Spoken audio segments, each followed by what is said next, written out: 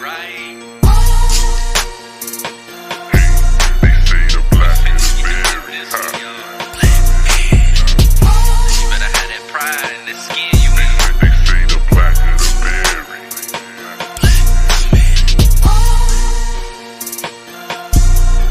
The black is the berry.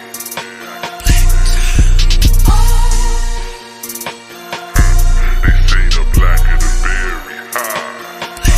They say the blacker the berry, the sweeter the juice. I say the wiser the teacher, the deeper the truth. I'm trying to open their eyes and give my people the proof. Cause all these false doctrines they preaching is killing the youth. Looking for soldiers who hear the word and ready to ride. Independent thinkers who putting their feelings aside. And cause Christ is our head, then that means we are his bride. But we got side pieces, idols, rebellion, and pride. The lies paint a picture, you can go take a look. Why I gotta pull teeth to have you open the book? And now these heathens they shook, cause I be going in, exposing they sin and taking back all of the history they took.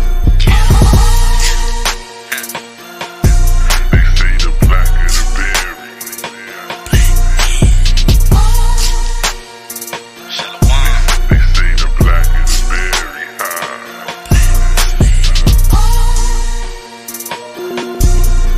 The black is the berry.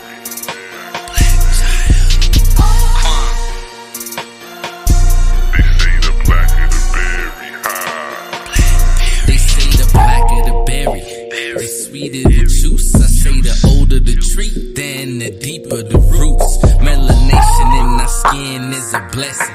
Don't let them tell you different, let them hate and just focus on the lesson. They say true believers gotta fear the Lord, but get defensive in their feelings when I cut with the sword. Since I tell you the truth, did I make you my enemy? I don't need fake people in my circle befriending me. So I'm resting like the Sabbath in the shade that they sending me. Not handing purse to swine that I hire been lending me. I'm so done with that tendency. Cause debating with these fools is a waste of my energy. Yeah, just cause you pro-black, They say the black is the berry. don't mean that you gotta be anti-everything else. Yeah, they say the black is the berry. Show love to your people. Black, white, brown, yellow, green. They say the black is the berry. We all accept our people if we follow the Most High. Kwam Yasharab. The black is the berry. With every beat of my heart, breath of my life, depth of my soul, hope to my faith, prayer to my God, spirit that lives within me, I choose liberty, freedom from captivity, and will always bet on black. That when Negroes stop getting drunk, when Negroes stop fornicating and committing adultery, when Negroes stop being addicted to drugs and these things that destroy the moral fiber and the morale of the Negro, then our people will be able to get together and unite in harmony and unity and get our own problem solved. Problem solved. Problem solved. I need some weed. La la, purple and pink, tie dye, Irene, lime green, yellow and red, papaya, cash, pesos, Guadalupe, dinero, moolah, euros, big money, rubber band, rolls. La la, purple and pink, tie dye, Irene, lime green, yellow and red, papaya, cash, pesos, Guadalupe, dinero, moolah, euros, big money, rubber band, rolls. Why these people all about getting high up on that kush? I be on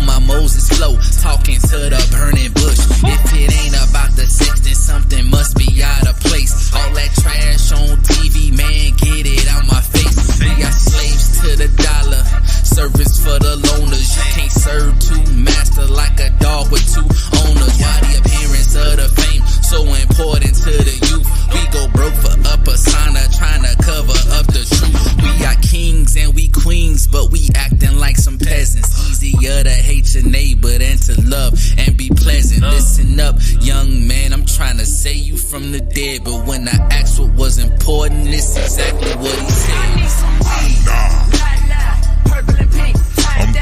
Irene, lime green. Yellow and red. No. Cash, pesos, Guadalupe, dinero. No, mammy. Moolah, euros. Big money, rubber band, bankroll. Nah, La, purple and pink. I'm straight. Irene, lime green. Yellow and red. No. Cash, pesos, Guadalupe, dinero. No, mammy. Moolah, euros. Big money, rubber band, bankroll. It's hard. We so unaware how society is dying, cause the media, the government, religions all be lying. I be speaking to my people, Judah's roaring like a lion. Gotta wake up from the matrix and let's get on back to science. But these brothers be on dirt, married, trying to find their next wife. Sisters fornicate for money, trying to live their best life. The people bout their flesh and too carnal in their minds. If they look within themselves, they be surprised at what they find. We not destined for some greater than some money and some fame. Popping pills and blowing trees and calling sisters out their name. Carnality is such a problem, killing people till they dead. But when I asked what was important, this exactly what they said. I need some weed. La, purple and pink. I'm good. Irene, lime green. Yellow and red. Cash, pesos, Guadalupe, dinero. No, mammy. Moolah, euros. Big money, rubber band, bankroll. Nah, Purple and pink. I'm straight. Irene, lime green. Yellow and red. No. Cash, pesos, Guadalupe, dinero. No, mammy. Moolah, euros. Big money, rubber band, bankroll. It's Tony. G Smooth.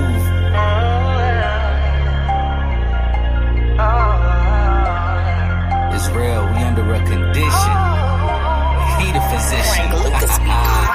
We praising the Most High. We worship on the beat. We stay up on them scripts. We take them to the streets. We wake our people up. We not gon' see defeat. And even though we sick, He got that remedy. We praising the Most High. We worship on the beat. We stay up on the scripts. We take them to the streets. We wake our people up. We not gon' see defeat. And even though we sick, He got that remedy. First, let me give all praises to the Most High. Heal the sick, raise the dead, Yasha don't lie. Trying to flee the belly of the beast like Jonah. We got every symptom, viral sin, no Rona. Pride and idolatry, lust and fornication. But Torah's the prescription for self-examination. Setting up the triage, let the Ruach work. Throwing on the scrub surgery like Turk. Cause people be wicked within. They telling you that they your friend. Your enemy be your kin. The only way out of this sin, you know that we gotta repent. Diseases be under the skin. And since the Most High is the holiest, I thought positive we gonna win. Yeah. We praising the Most High. We worship on the beat. We stay up on them scripts. We take them to the streets. We wake our people up. We not gon' see defeat. And even though we sick, He got that remedy. We praising the Most High. We worship on the beat. We stay up on the scripts. We take them to the streets. We wake our people up. We not gon' see defeat. And even though we sick, He got that remedy. Yeah. Money is the root of all evil. They trying to kill us off. A long needle, oppression systematic. It's all legal and generational curses. They all lethal. How we know the Most High, we don't know ourselves. How we sending folks to heal but don't go ourselves. Calling folks destructive, bound to blow ourselves. And we preach about maturity but never grow ourselves. Shabbat Shalom, family.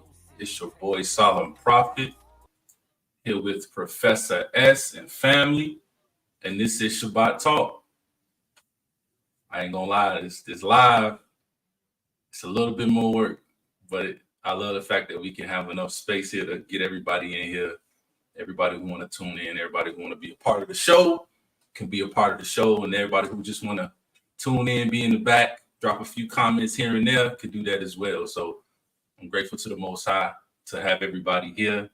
First and foremost, all praises to Him. Without Him, we can't do this. Through Him, all blessings flow. So we got to give Him credit and kudos up front and off top. So with that being said, let's go ahead and get into them shout outs.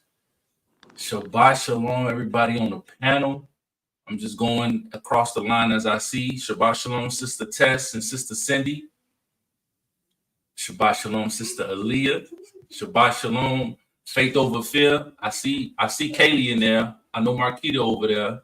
Shabbat shalom to y'all too. I don't know who all the way over there. I hope Chief Sims is over there. Shabbat shalom, brother. Shabbat shalom, Sister Andrea. Sister Andy. Shabbat shalom, everybody. And Shabbat shalom to my co-host, my A1 Day 1, Professor S. Shabbat shalom, brother. How you doing? Hey, Shabbat shalom, bro. Yo, I'm feeling good. Feeling good. I'm doing really well. So I did it this week. This way, everybody kind of got an idea what we were going to be talking about tonight because everything was posted and in anticipation for tonight. Haven't forgotten about Passover. We will cover that. I was counting Shabbats till Passover. We got a little bit of time. I've already started on that breakdown of observing Passover, so don't think I forgot about it. No, and virtually every scripture I would have brought up, you already had on there, man. So. Yeah. Okay. All praises. So that's almost done. That one's almost done. Shabbat shalom, Sister Jasmine. Shabbat shalom. Shabbat shalom. Okay. So yeah. Passover will be coming up. And we'll get that one covered before we actually observe the actual Passover. So don't worry there, family. If you was worried about it, don't even worry. It's gonna get taken care of. Okay, let's see here. Shabbat shalom, Sister Deborah. We got everybody on up in here. We're having a full house tonight, man. Yeah, that's right. Look, and we live. So, man, look, got to say a shout out to the Houston Brew. Greg said he might not be able to make it tonight. He's fellowshipping with some brothers and some sisters. So I sent them the YouTube link, so they might tune in. But definitely want to give a shout out to my brother, man, the Houston Brew. All of the fly clothing y'all see me in, the fringes, all the brew wear that comes from him, Miriam Apparel. So I want to shout out to him, that brother. I love that brother. So I appreciate you for coming in here. Shout out to Sister Ava. Shabbat shalom to both of you. Glad y'all can make it. So without further ado, we're going to get right into it. Torah portion. And since Brother Greg's not here, I'll kick it off because I know he always kicks it off. Unless somebody else wants to kick it off, I'll give you the opportunity. Okay, I'll kick it off. It's okay. All right. So this week's Torah portion was Exodus chapter 21, verses 1 through Exodus chapter 24, verse 18. And then Jeremiah chapter 34, verses 8 through 34, as well as Jeremiah 33, verses 25 and 26.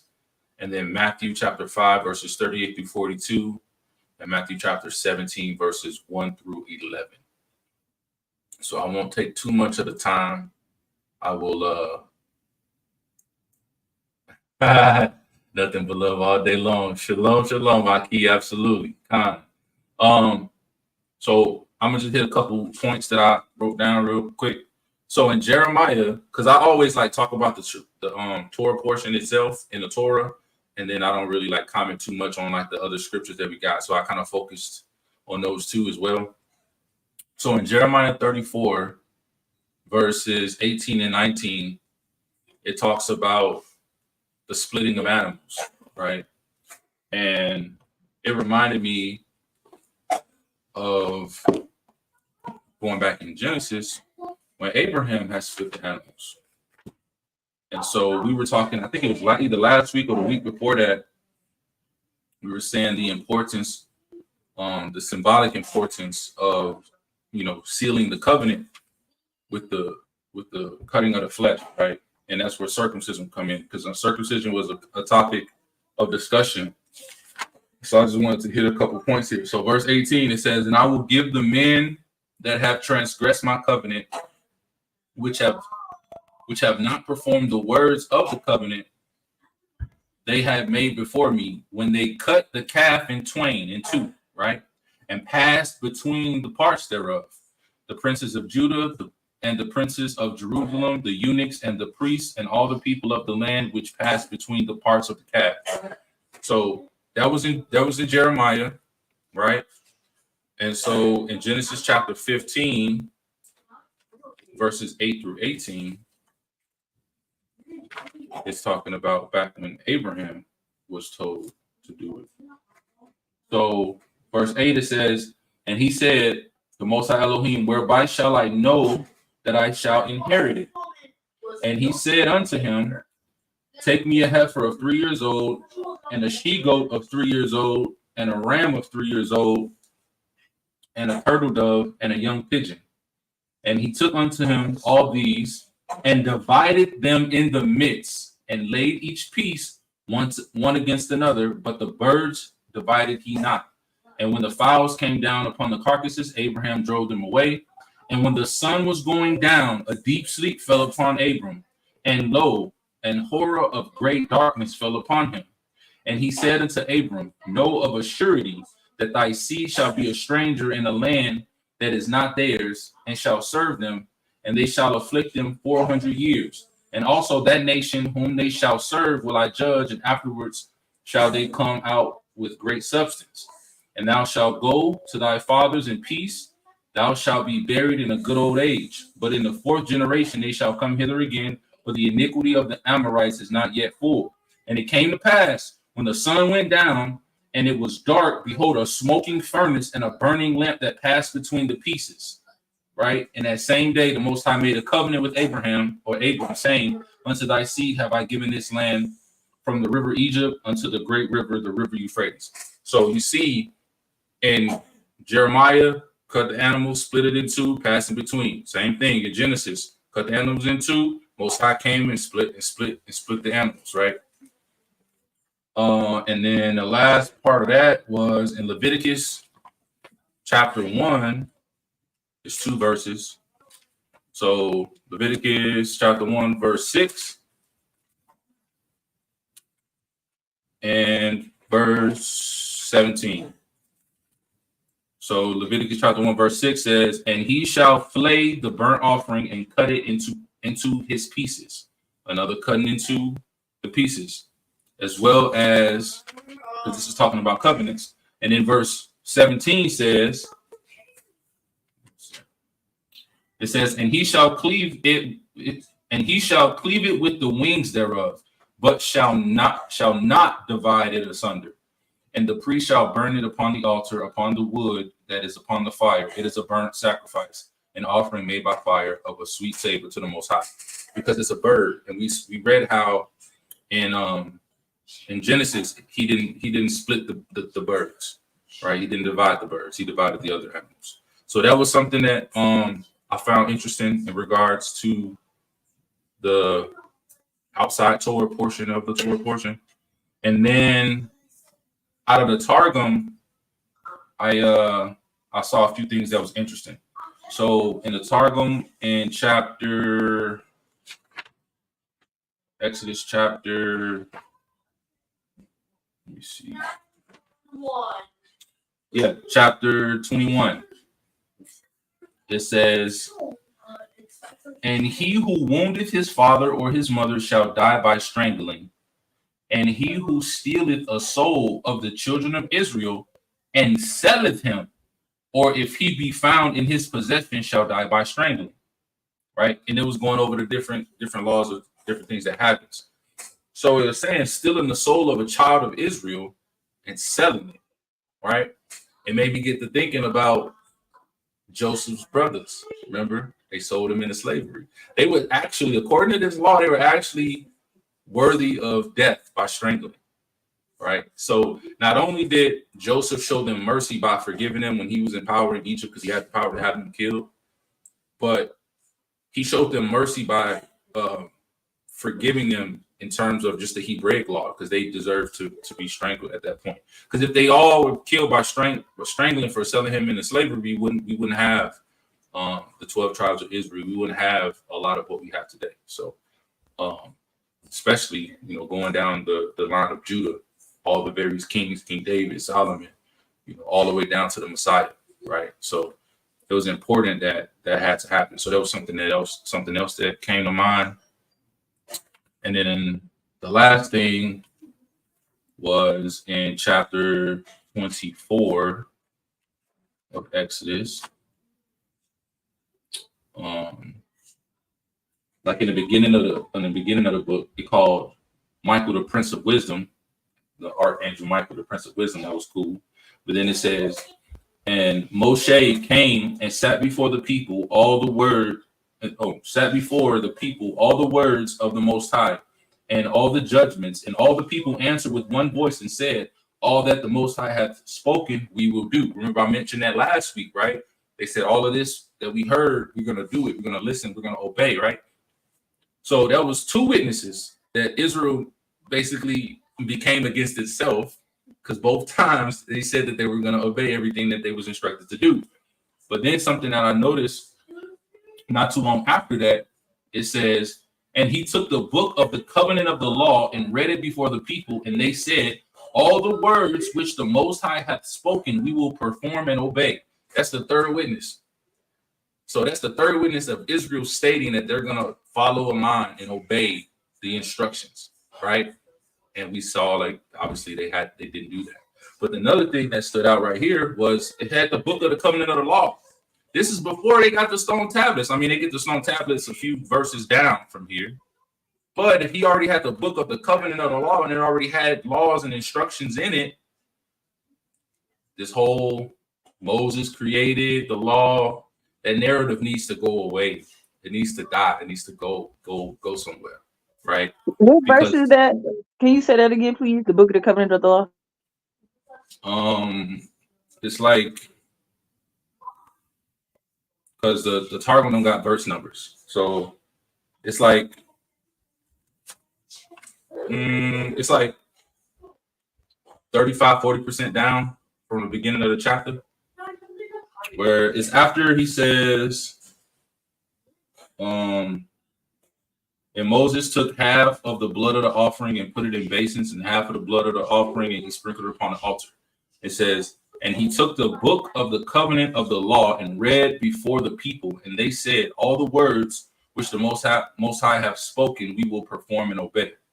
Then scrolling down, this is when Moses gets the tablets. It says, and the Most High said to Moses, ascend before me at the mount, and I will there give thee the tablets or tables of stone on which I have set forth the rest of the words of the law, and the 613 precepts which I have written for their instruction. Right? And then later it says, Moses entered into the midst of the cloud and ascended the mountains, and Moses was upon the mountains 40 days and 40 nights, learning the words of the Most High. No, learning the words of the law from the mouth of the Holy One, whose name be praised. So you got different layers. You got the book of the covenant of the law that was already there. Then you got, before the book of the covenant, you got the law that was told to Moses directly from the Most High. And he's sharing all of this with the people. You got the covenant of the law, book of the covenant of the law. Then you got the stone tablets that had the remainder. It said the remainder of the law. Then he's spending 40 days and 40 nights communing with the Most High, getting everything else before he comes down. There was so much that happened that wasn't necessarily displayed in the regular 66. So those were the things that stood out to me from the Torah portion. Anybody else? We read in Jeremiah also, since you was talking about the splitting of the calf portion, I'll start there. Yeah, so I recall, like, hey, I remember something about Abraham and splitting of the calf too. And we went back and read it. And if God said in Jeremiah 34, he said, I will make you like the calf. So I had to realize it wasn't all just about the splitting of the calf and like that whole situation. The covenant part of it was important, but the whole book of Jeremiah. Well, first we went and looked at who Jeremiah was. So he was a prophet for southern Israel, Judah. So he was a prophet to Judah, talking about the proclaiming the justice and destruction of Judah to Babylon had they continued to walk in their sin. So that's important to know as well, who the prophets were and what they had to speak into whom. So when God said through Jeremiah, I will make you like the calf, and then you go to verse 20 where he gives more insight on that. It says, where is it at? Where is verse 20? It says, I will give them into the hand of their enemies and into the hand of those who seek their life. And here it is, their dead bodies shall be for meat for the birds of heaven and for the beasts of the earth. But when we had gone back to Genesis and we looked at that situation where he split the calf, some other animals, but didn't split the birds, notice that little blurb. It said the birds tried to come down and eat the carcasses, but Abraham shooed them away. At first, it didn't seem important, but reading Jeremiah here is very important. There were no longer, God is removing his presence because of their disobedience. He's like, there's no longer going to be a spirit of Abraham to shoo away these birds to come eat your carcasses. So now the birds are going to continue to play that scene out back in Genesis, and the birds are going to eat the carcass, which nullifies the entire covenant. It'll be like it never happened. So that was pretty prolific. Then going back into the beginning, there was a question that I had at first. I was questioning the relationship between God and Nebuchadnezzar. I was like, Nebuchadnezzar is a pagan god of Babylon. Babylon came in and conquered southern Israel or Judah.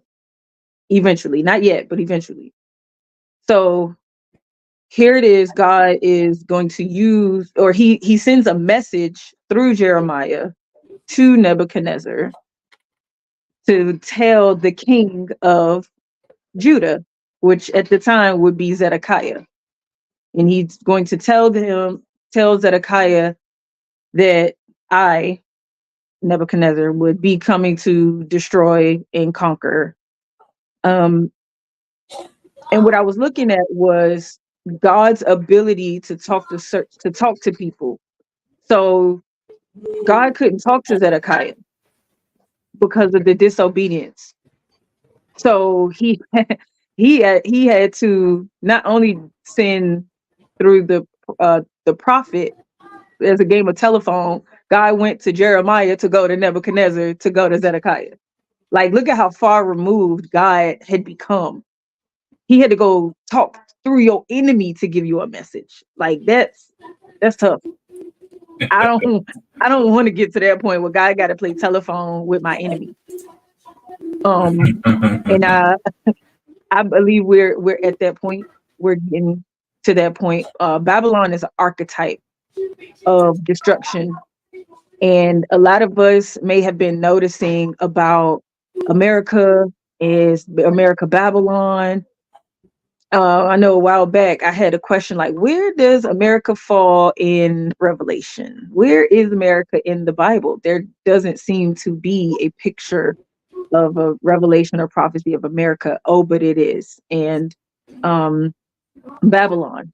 So I also had that years ago too. That is Babylon America. And I do think it is. And it was so much seen in this Jeremiah here that it even came to that. So I just want to spread to us preparation, if I haven't said it before, because it's the time this Jeremiah prophecy I felt spoken to. I felt like it was speaking to us right now in America. We all know like the world is getting bad and we're living in the end times. Newsflash, we've been living in the end times since Messiah died. Like that's literally what the end times mean. Day one of Messiah's death was end times. But we are closer to his coming. And every day, also logically, every day that the world goes on, we are coming closer to his return. But now more than ever, we as a people need to be serious in our walk and really need to be serious in our learning, even though we're starting from the beginning in preparation, because this message that was spoken through Nebuchadnezzar to Judah, I felt that being personal to us in America. So let's just shape up. Let's be serious. We may say, "Oh, we got time." We don't know how much time that we have individually. That's our warning of preparation to everybody that's listening in today. Let's take heed and walk with God with all our heart, mind, and soul. Amen. Absolutely. And as you can see the banner going across the bottom of the screen. It is because of these things that we have the coalition put in place anyway. So if you are preparing for the end times and you want to join a body of like-minded individuals, definitely hit up that email, contact us, and we will talk about next steps. As you can see, you probably can't see it right now in my because you can't see my name. Where is it? We can see it. Y'all can see it? I couldn't see it on my screen. There you go. See? Right there in my name. If y'all serious about it, let's make it happen. Let's make it happen. We are here to assist anybody with whatever they may need. But yeah, great point, sis. Or not points, multiple points. Definitely take heed to warnings. And we are definitely in the last days. Professor S, you got anything you want to say? Yeah, I wanted to go through. I saw that twinkle in your eye. Right. Yeah, I wanted to go through Matthew 5:38 through 42. Because it's really important. Lots of times, I know we've touched on this in other Shabbat talks, but lots of times people think that Messiah was nullifying the Torah, right? And he says here in verse 38, ye have heard it said, or heard that it hath been said, an eye for an eye and a tooth for a tooth. But I say unto you that ye resist not evil, but whosoever shall smite thee on thy right cheek, turn to him the other also. And if a man will sue thee at law and take away thy coat, let him have thy cloak also. And whosoever shall compel thee to go a mile, go with him twain. Give to him that asketh thee, and from him that would borrow of thee, turn not thou away. Very, very important stuff here. In verse 41, it says, whoever shall compel thee to go a mile, go with him twain. There was actually, at the time, Israel was under the rulership of the Romans. They had Roman centurions all over the place, garrisons everywhere. And a Roman soldier at the time, it was a law that a Roman soldier could force anyone to carry his bags for a mile, right? And but they couldn't make him go any further than a mile, right? And so they would particularly like to do this on Sabbath. So when Israelites were not supposed to be carrying any burdens, they would force them to carry their bag for a mile, right? And they thought of it as like a, just mocking them and forcing them to do stuff that they didn't think they believed they shouldn't be doing, right? Someone compels you, or forces, right? Compels you to go with them a mile, go with them two.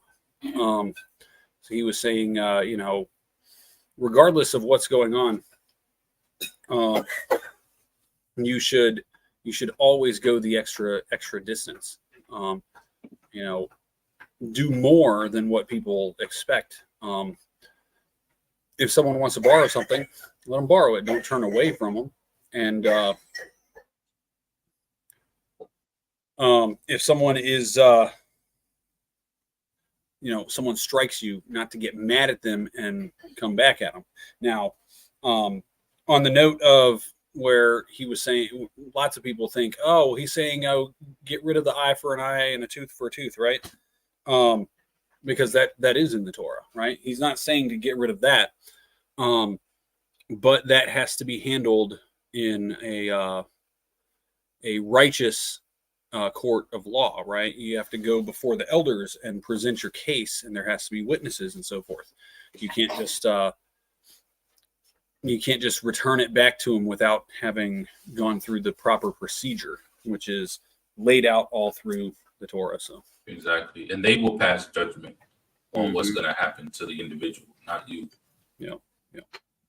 Great. Yeah. We don't want to be taking that into our own hands, right? When something like that does take place, it's not up to us to take that into our own hands. It's we bring that before the elders. Absolutely, because the part of that we covered last week in the loving your enemy Shabbat talk topic.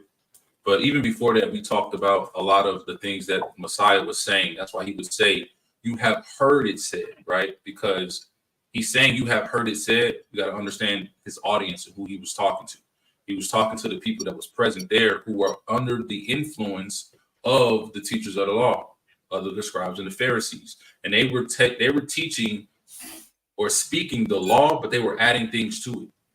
So that's why he was elaborating, like, you have heard it said, but I'm telling you, this is what the Torah actually states. That's why when you go back to Matthew 5:17, when he says, I did not come to do away with the law, to destroy the law, depending on your translation, right? He said, but to fulfill means to teach the law as it should be taught. You have heard it say, an eye for an eye, tooth for a tooth. You have heard it said, love your neighbor and hate your enemy. But I'm telling you, that's not what the Torah states. Let's get back to the Torah. This is the real. This is what it really means. Yeah. This is what it really means, right? When it comes to loving your neighbor, you're also supposed to love your enemy and treat them with respect. Obviously, it doesn't take your ability to defend yourself, but all throughout the Torah, and this isn't a New Testament concept. That's the whole point of why we had the last Shabbat talk, was to show you in the Old Testament, right, that the Old Testament stated, if you see your enemy's ox, you're supposed to take care of it. If it goes astray, you need to bring it back to your enemy. This is your enemy, right? And then in regards to when the Messiah said, eye for an eye, tooth for a tooth, like Professor S just stated, you're supposed to have to take that individual to the elders, have a court proceeding in a Hebraic court of law, and then let them pass judgment as to what happens to the individual. And the Torah stipulates what are the consequences for said actions, right? Not you just, oh yeah, that's why he said if somebody slaps you on one side, turn to him the other cheek and let him slap you on the other side. And everybody's like, that's a contradiction. It's not. Go back to the Torah and reread what it says, and then take what the Messiah says and put them up hand in hand. They're not contradictions of each other. That's why he keeps saying, reiterating, you have heard it said. So great point, brother. Great point. Anybody else had anything that came to mind that they found interesting in this week's Torah reading? I had a question. I wanted to know what do you think the significance is of the number? I'm sorry, sis. I can barely hear you. Oh boy. When Moshe went up into the clouds to get the tablets, he was there for 40 days. When Yahusha fasted, he fasted for 40 days. What do you think the significance of 40 days, the number 40? Do you think it has a meaning? Did I hear you correctly? You said Moses went up for 40 days and the Messiah was in the wilderness for 40 days, and you were asking what's the significance of 40? Yes. Okay. I think in regards to parallel, right? There's symbolic a symbolic comparison between Moses and the Messiah. Now, the number 40 could have some type of higher relevance, but I don't know off the top of my head. Professor S, what's in the archives?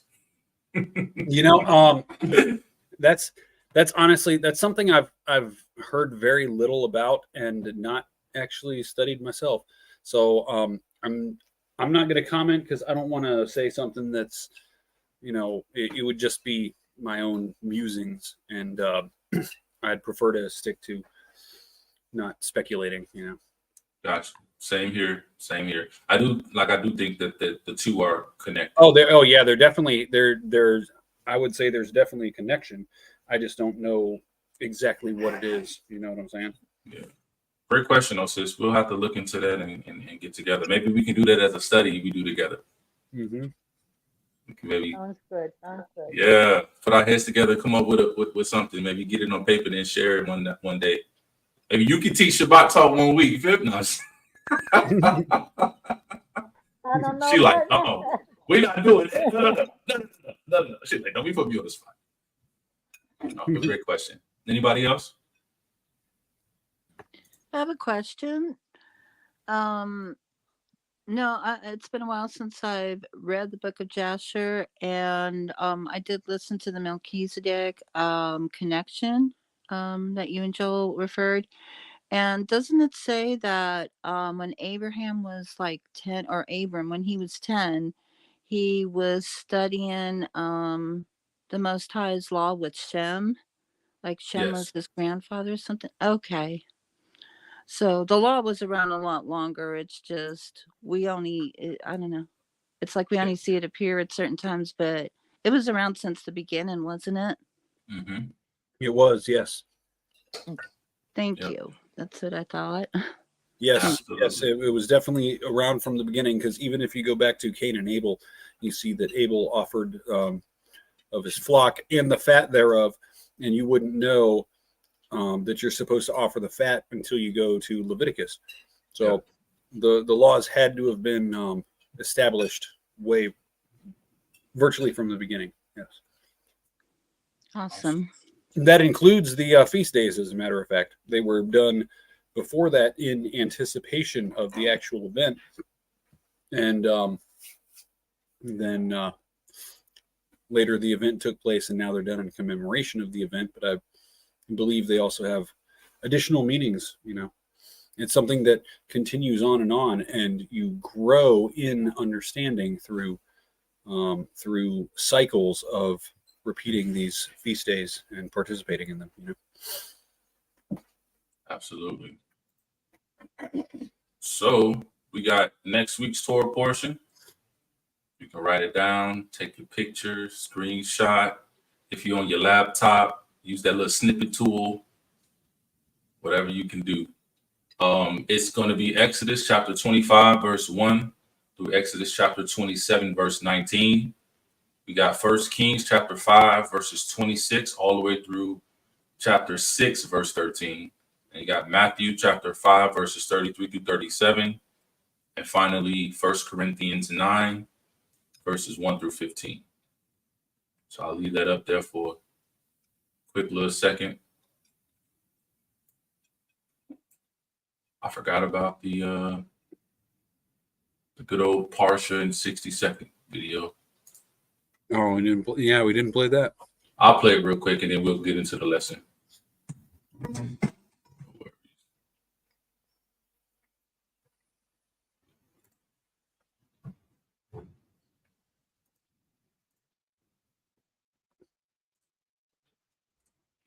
All right, let me go ahead and share this.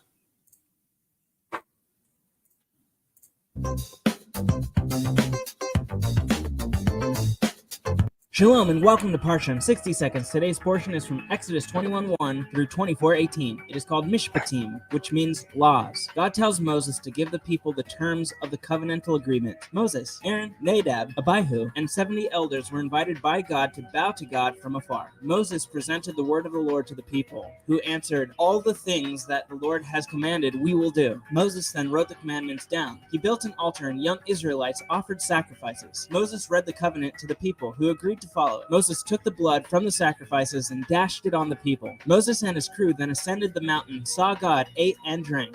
God told Moses to come up the mountain to receive the tablets of stone which contained the commandments. Moses and Joshua arose, and Moses ascended Mount Sinai, leaving Aaron and Hur in charge. A cloud covered the mountain, hiding the presence of the Lord for 6 days, appearing to the Israelites as a fire on top of the mountain. Moses went inside the cloud and remained on the mountain 40 days and nights. And that is Mishpatim in 60 seconds. All right. So another thing, real quick, just from that picture that they depicted of the top of the mountain just being engulfed in a flame and cloud and smoke. If you see somebody walk into that and they don't come back for 40 days and 40 nights, it kind of helps you understand Israel's perspective even more so when they thought that he was dead. Like, see somebody walk into that, like, you know, I'm still of the perspective, like, they still shouldn't have done what they did, but you kind of understand like more when you really see like smaller details as to what happened. But anyways, getting back to the topic. This week we are talking about the 13th month. Talking about the 13th month. For those who are not as familiar with the Most High's calendar, it is okay. I'll give you a quick rundown. Oftentimes we see in today's Torah keeping communities, whether you just non-religious, non-affiliated with any type of Christianity or Hebrew Israelite or spiritual, whatever you consider yourself or call yourself, right? Oftentimes we're noticing we're trying to keep the feast days, the weekly Sabbaths, utilizing the Gregorian calendar, right? There's this false notion out there that says that if you go all the way back to the beginning of time, there was always Saturday, right? But the problem is when you go to Genesis chapter 1, verse 14, and you read all the way through verse 16 and 17, it's clear as day that the Most High created lights, right? He made lights, he put them in a firmament. They had specific jobs, right? Signs, seasons, days, years. These rules, these jobs that he appointed, these lights, was timekeeping. That was the calendar right there. So if it incorporates the sun and it incorporates the moon and the stars, then whatever calendar that we must be, utilizing as the foundation of our, holy day observance has to incorporate those things too, right? And so the Gregorian calendar should be really faulty in a lot of people's eyes. I don't know why it's not. I get it's been highly accepted, but it's only less than 500 years old. It was created in 1582 AD by Rome, and we already know Rome, super pagan, polytheistic. They got roots in everything, right? Especially like the RCC, but we ain't gonna get into all of that. But basically, it's brand new calendar. So how are we keeping ancient? When I say ancient, I'm talking about ancient holy days, feast days, and Sabbaths with a brand new calendar. That's first red flag. Second red flag is the Gregorian calendar itself is a solar calendar, meaning its entire structure is focused firmly around the sun itself. We know that Rome were sun worshipers, right? They worship the sun, so it makes sense why they would convert the original Roman calendar, the cluster of Roman calendars, which were lunar calendars. They converted it to the solar keeping time, the solar timekeeping aspect with the Julian calendar. That was the first one. Then a Julian calendar evolved into the Gregorian calendar, but it's solar. The Most High gave us the sun and the moon, so you got to have both. So that can tell you right out the gate that the Gregorian calendar, you can throw that out.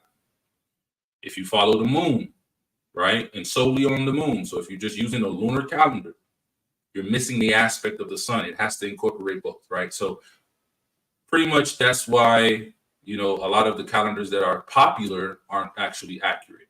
And that's why you find yourself, when you follow the Gregorian calendar, you can never keep the Sabbath according to how the Most High kept it. You can give whatever example, you can give whatever excuse you want to give. If you look into the scriptures and it says, you know, on this date of this number month, this happened, and then you go and say, I'm keeping the correct calendar, but then you go on that date of that specific number of month and it's not lining up, there's nothing there's nothing you can really, you know what I mean? But that's just the foundation. This is why we keep the Luni-Solar calendar, the calendar that the Most High included. And it took me some years to find it and some years to actually observe it, because when I first found it, it took me a year to find it. And then when I found it, I was like, man, this is lining up with scripture, point for point for point for point. I was like, this gotta be it. And then I hit a roadblock. And that roadblock was a serious roadblock for me, because it took me a year to figure it out. And that was every 3 years or so, there was a 13th month added, right? And I couldn't find it in scripture where I was at, you know, studying in scripture at the time. And it took me another year to actually find it. But since then, we have confirmed the 13th month, and that's what we're going to go over with today, to show why the Luni-Solar calendar not only is the correct calendar, right, to keep and observe, to use for the Shabbats and the feast days, but that the 13th month, which is, I would say, the first or second most criticized aspect of the calendar. It depends on who you're coming from. I've heard people criticize the 13th month extremely. I've heard people go after the Sabbath being on the 8th, the 15th, the 22nd, and the 29th, because they're stuck on this 7-7-7-7. So they think 7, 14, 21, 29. Those are like the main two. But we've covered all of that in the past, but I wanted to go in a deep dive about the 13th month. So let me go ahead and pull this up. Give me 1 second.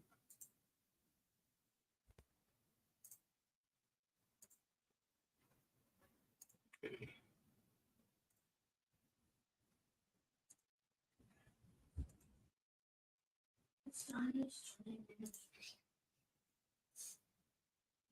All right, so hopefully y'all can see that.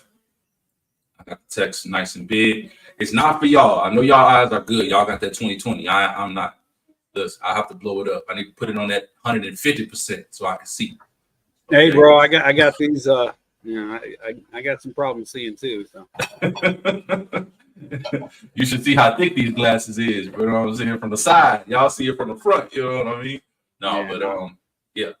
Hey, So I'm sorry. Is it any way you can remove the banner confirming? Oh yeah. My bad. Okay. Yeah. Move the banner. There we go. It should be gone. And let's get to it. So, like I said, I already gave this. I ran into dead ends because I ran into the 13th month.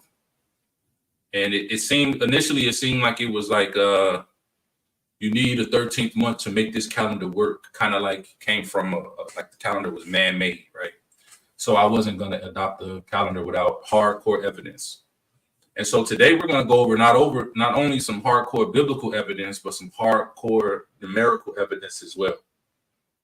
All right. And so I have what I believe to be a solid and substantial biblical and numerical evidence that solidifies my earlier research, even more so as being correct regarding the book of Ezekiel's explanation of the 13th month by calculating the time he laid on his side. So if you go to the book of Ezekiel, it'll talk about, we'll give you the backstory, but real quick, like I was stating earlier, the Gregorian calendar or the Greco-Roman calendar, it was instituted in 1582 AD. It's supposed to be a 1 right there, 1582. Before that was the Julian calendar. It was instituted in 46 BC. And before it was the Roman calendar, but that was really a series of calendars. It was like between 7 to 12 calendars that they had instituted throughout that time, going all the way back to 728 BC. But what did civilization use before these calendars, and why do they keep switching? That's a question we should all be asking. whether or not, you keep the Luni-Solar, right? You might be keeping, Saturday Sabbath or Friday sundown or Saturday sundown, whatever Sabbath you keep. It's just important that we examine the whole matter, right? And hold on to that which is good. Just doing what the scripture stated. Not necessarily what we were taught, not necessarily what our elders or our pastors, are telling us, but literally, looking for ourselves and examining the evidence. So this was my previous research, right, with Ezekiel on his side and the calendar's calculations. So a couple reasons. Easy to know that the Gregorian calendar was wrong. It's solar calendar, and it's fairly new, 1582 AD. So if you go to Genesis 1:14, it says, "And the Most High said, let there be lights in the firmament of the heaven to divide the day from the night, and let them be for signs and for seasons and for days and years." Right? Signs is talking about direction, right? Giving guidance. Like if you're driving on the road, you see a sign, it's telling you what to do. So it's giving you guidance. And for seasons is not talking about winter, summer, spring, fall. Seasons is moedim, Hebrew word for festivals, appointed times, all of your feast days. That's what that is. And days and years are just that, days and years. So if something is giving you guidance to keep the appointed times and for days and years, this right here, this verse is a calendar. Right there in the first chapter of the book. People overlook this. But you can use this as a guidepost to eliminate any type of false calendars that's out there, because if they are not in accordance with scripture, they are not true. Keep continuing on. It says, "And let them be for lights in the firmament of the heaven to give light upon the earth," and it was so. "And the Most High made two great lights, the greater light to rule the day, which is the sun, and the lesser light to rule the night. He made the stars also." Right? And then it says, "And the Most High set them in the firmament of heaven to give light upon the earth, and to rule over the day and over the night, and to divide the light from the darkness. And the Most High saw that it was good." Now, you could read this. If you look into what these words actually mean, you could get all of the things that I just said from it at first glance. But this is why I love the Targum. And I actually put the Targum on here for you guys to read it as well. I know y'all are used to me just reading it out my Targum, and y'all looking at y'all Bibles, and it's like, this don't line up. What is this brother talking about? Well, I did the same verses, and I put it from the Targum. And it says, it's the Aramaic and Palestinian Targum. It's 2,000 years older than the KJV and 200 years older than the Septuagint. So that tells you how old and ancient it is. But anyways, it says, "And the Most High said, let there be lights in the expanse of the heavens to distinguish between the day and the night, and let them be for signs and for festival times, and for the numbering by them the account of days, and for the sanctifying of the beginning of months, and the beginning of years, the passing away of months and the passing away of years, the revolutions of the sun, the birth of the moon, and the revolvings of seasons." That's just verse 14. This is why I love the Targum, because it goes in so much more in depth in certain areas. Verse 15, "And let them be for luminaries in the expanse of the heavens to give light upon the earth," and it was so. "And the Most High made two great luminaries, and they were equal in esteem, 20 and 1 years, less 602 parts of an hour. And afterwards the moon recited against the sun a false report, and she was diminished, and the sun was appointed to be the greater light to rule the day, and the moon became the inferior light to rule in the night, and the stars. And the Most High ordained them unto their offices, and the expanse of the heavens to give forth light upon the earth, and to minister by day and by night, to distinguish between the light of the day and the darkness of the night." So, okay. So did the Most High solely use the sun to count the days and years? Did he create the heavens and the earth in 1582 AD? No, he did not. So we're using that calendar from 1582 AD to keep all of these things that he established in the beginning. So I said, now I've examined multiple other calendars, and a lot are not on this list, such as the Mayan, Incan, Babylonian, Aztec, and many others. But for time, we'll stick to a few. If you would like to examine these other calendars, here's a link, and this is the link to Wikipedia. It talks about a whole bunch of different calendars, right? And they all got different names and origins and certain types of months they keep, certain types of days, and all of that, right? But the Julian calendar, the predecessor to the Gregorian calendar, exposed for the same reasons, because it's a solar calendar. But you have the Enochian calendar, which consists of 364 days. I have not seen evidence of this calendar in any other text. It appears to also be a solar calendar.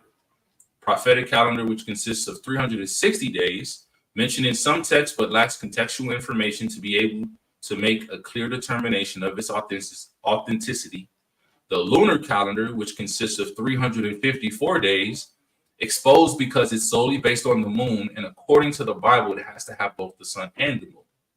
And then the Luni-Solar calendar, which also consists of 354 days and is the closest fitting calendar that I could find to the biblical text. Initially, my only issue with this calendar was the 13th month that had to be added, roughly every 3 years or 7 times in 19 years, which caused me to pause for concern. Caused, as in past tense, right? Now, in regards to examining this 13th month, let's examine the book of Ezekiel chapters 1 through 8 for confirmation. This is when Ezekiel was instructed by the Most High to lay on his side for the iniquities of Israel and Judah. So here we're going to get into Ezekiel. So Ezekiel chapter 1, verses 1 and 2, it says, "Now it came to pass in the 13th year, in the 4th month, in the 5th day of the month, as I was among the captives by the river of Chabar, and the heavens were opened, and I saw visions of the Most High. In the 5th day of the month, which was the 5th year of King Jehoiachin's captivity," and then, we're going on, goes on. So it gives a note here, right? Note, Ezekiel 1 and 1 through, Ezekiel chapter 1, verses 1 and 2 gives a date, 5th year, 4th month, 5th day. Pull straight from here, 5th year, 4th month, 5th day. Right? So keep your eye on this, on these notes that I wrote right here. You might want to write it down in whatever notepad you got. 5th year, 4th month, 5th day. Moving on to chapter 3, verse 14 through 16. It says, "So the Spirit lifted me up and took me away, and I went in bitterness in the heat of my spirit, but the hand of the Most High was strong upon me. Then I came to them of the captivity at Tel Aviv, that dwelt by the river of Chabar, and I sat there and remained there astonished among them 7 days. And it came to pass at the end of the 7 days that the word of the Most High came unto me, saying," blah, blah, blah, blah, blah, right? Well, this note says that he was astonished for 7 days. So we got to keep that into consideration, because we're going to come back to these dates. All of this is very significant. Chapter 4, verses 5 and 6, it says, "For I have laid upon thee the years of their iniquity, according to the number of days, 390 days. So shalt thou bear the iniquity of the house of Israel." So he's going to lie on his side for Israel's sake 390 days. "And when thou hast accomplished them, lie again on thy right side, and thou shalt bear the iniquity of the house of Judah 40 days. I have appointed thee each day for a year." So 390 here and 40 here. And that's what we got right there. So I said, follow me now. I'm just laying the groundwork for the dates and times here, but y'all want to keep notes of these numbers. So 390 and 40 adds up to 430, right? 430.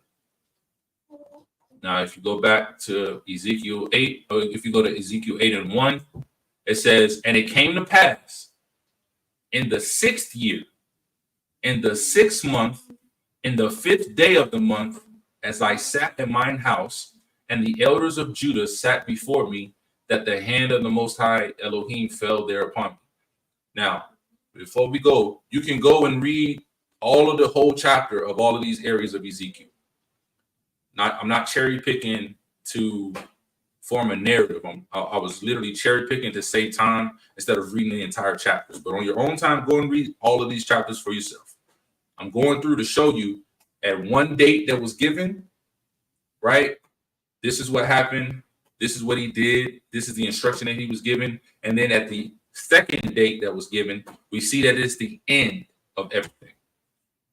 So it is confirmed that since the text says that he was sitting in his house with the elders of Judah before him, that his time of laying on his side has come to an end, right? No, Ezekiel 8:1 gives a date, 6th year, 6th month, 5th day, right? Which means that the difference between the first date, adding the 7 days, to the final date is 1 year, 1 month, and 23 days.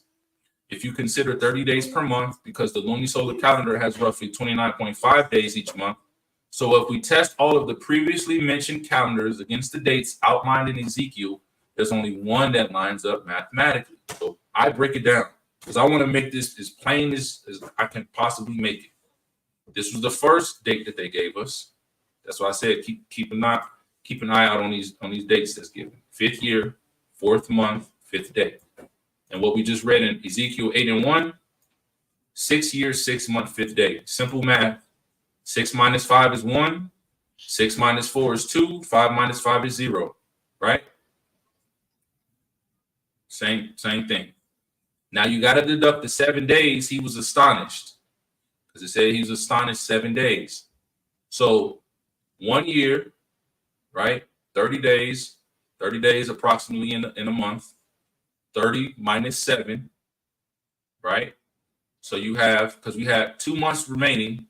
So you keep that 1 month, and then the second month of those 30 days, you minus the 7, and it leaves you with 23 days. That's how we ended with what we came up with right here. 1 year, 1 month, 23 days. Is everybody on the same page right now before I move on to the second part? Because I don't want nobody to be confused.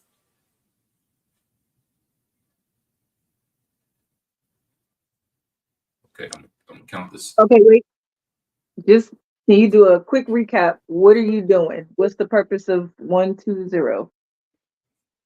Okay, so this one right here represents the year, because the difference between the 6th year and the 5th year is 1 year, 1 year's time.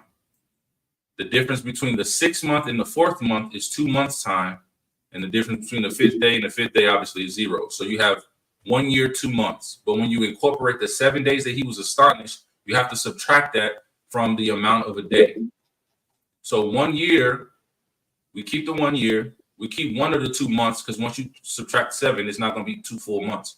So you're going to have 1 year, 1 month, and then the 30 days minus the 7 leaves you with 1 year, 1 month, 23 days.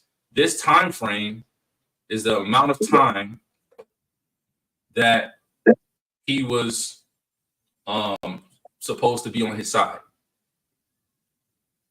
This is setting the groundwork, because we're going to take this time frame, we're going to convert it into days, and we're going to compare the various calendars to see which one hits that 430-day minimum, which was the time that Ezekiel was instructed by the Most High to lay on the side for the iniquity of Israel and Judah.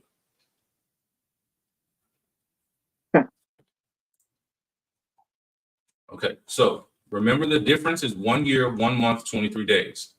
Also, remember adding this time frame in number of total days to each calendar should add up to at least 430 days, because that's how long he was told to lay on his side. So let's break it down.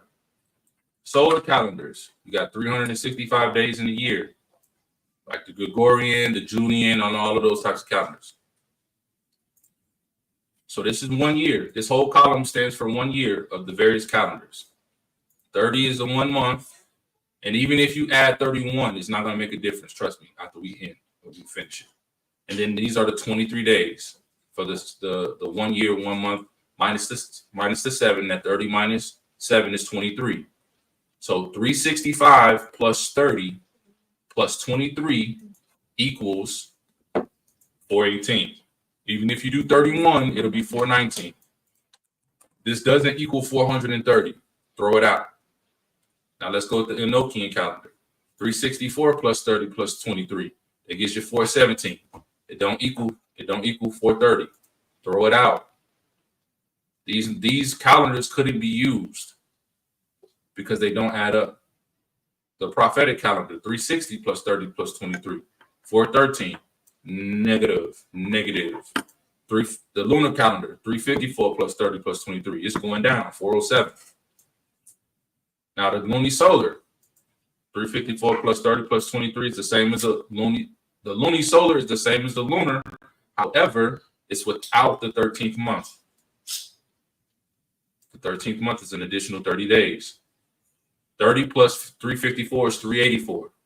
So 384 plus the 30 plus the 23 is 437. This is the only calendar that aligns. So the Luni-Solar with the 13th month is the only calendar that lines up with the book of Ezekiel's 430-day minimum requirement, right? It has 437. Now, remember earlier when I said that we would get back to the text before in regards to when he ended his time on his side and had the elders of Judah before him. Let's look back at the scriptures. Because when I originally looked into it, I wanted to see when it said sat, when he sat up in his house. I wanted to see what that word truly meant because I was skeptical, right? I was skeptical. But when you look into this, to Ezekiel 8:1, he says, as I sat in my house, right? And the elders of Judah. The word used here for sat is the Hebrew word yashab, which means to sit, confirming that he indeed was no longer laying down. Bam. Yashab, Strong's Concordance number 3427. To sit, to sit. When I first looked at this, I saw the to sit, but I was more focused on the remain and the dwell aspect because I'm like, what if it just meant that he was just living in his house? So this isn't giving me firm confirmation. And that's where I stopped and I said, I can't accept the calendar. But that's why this lesson has two parts. Because the first part is showing you kind of how I was weeding out other older calendars and eliminating the stuff that didn't make sense. And then I got to this part, it was like, oh, the numbers do match up. But I was stuck on this translation. But then as we go through the second part, we're going to realize why I'm like, oh, yeah, it really did mean to sit. Because we have to go over the second part. They say men lie, women lie, but numbers don't lie. Well, in this case, we know the scriptures don't lie, and they are partnered with the numbers to provide the evidence to confirm the 13th month. This concludes this portion of the study. Now we'll proceed to the second part. So remember, I hit this wall before, and it slowed me down, and it took a whole nother year for me to find out this new information. So the more recent research, Enoch and the calculation of the heavenly luminaries. So as I've already stated in my previous study that the Luni-Solar calendar is the most biblically accurate calendar as it was instituted in the beginning of creation of time as we know it. We have already covered its validity in past studies, and we have confirmed the legitimacy of the 13th month according to the book of Ezekiel above. Now let us look further. Let us further cement the Luni-Solar and the 13th month by going into the book of Enoch. So in the book of Enoch 72 and verse 32, the solar year has 364 days. We'll get clarification for this in Jubilees as well. It says, on that day, the night shortens and becomes 9 parts, and the day 9 parts. Then the night becomes equal with the day, and the days of the year add up to exactly 364 days. All right, bet 364. Go to Enoch 74, verses 10 through 13. The sun is ahead of the moon, a total of 50 days and 5 years. Verse 10. If 5 years are combined, the sun gains 50 extra days. Consequently, one of those 5-year gains, and when it is completed, it turns out to be 364 days. So in 1 year's time of 5 years, so in a total of 5 years, it gains 50 extra days. This is going to make more sense as we go. The gain of the sun and of the stars turns out to be 10 days. In 3 years, 10 days every year add up to 30 days. And the moon falls behind the sun and the stars for 30 days. So the moon is slower than the sun. It falls behind the sun a total of 10 days per year. 10 days per year. In 3 years, 10 days every year add up to 30 days. So the moon falls behind the sun 10 days each year. So in 3 years, it is 30 days behind. This is why in 3 years, you have an additional 13th month of 30 days. But we're going to prove it. And they bring about all the years punctually. I'm going to just say this, punctually, so that they forever never gain upon nor fall behind their fixed positions for a single day. But they convert the year with punctually justice in 364 days. So this is basically saying that the Most High's timepiece is exact, and it has to be exact. Now moving on to the next verse. In 3 years, there are 1,092 days. And in 5 years, 1,820 days. So that in 8 years, there are 2,912 days.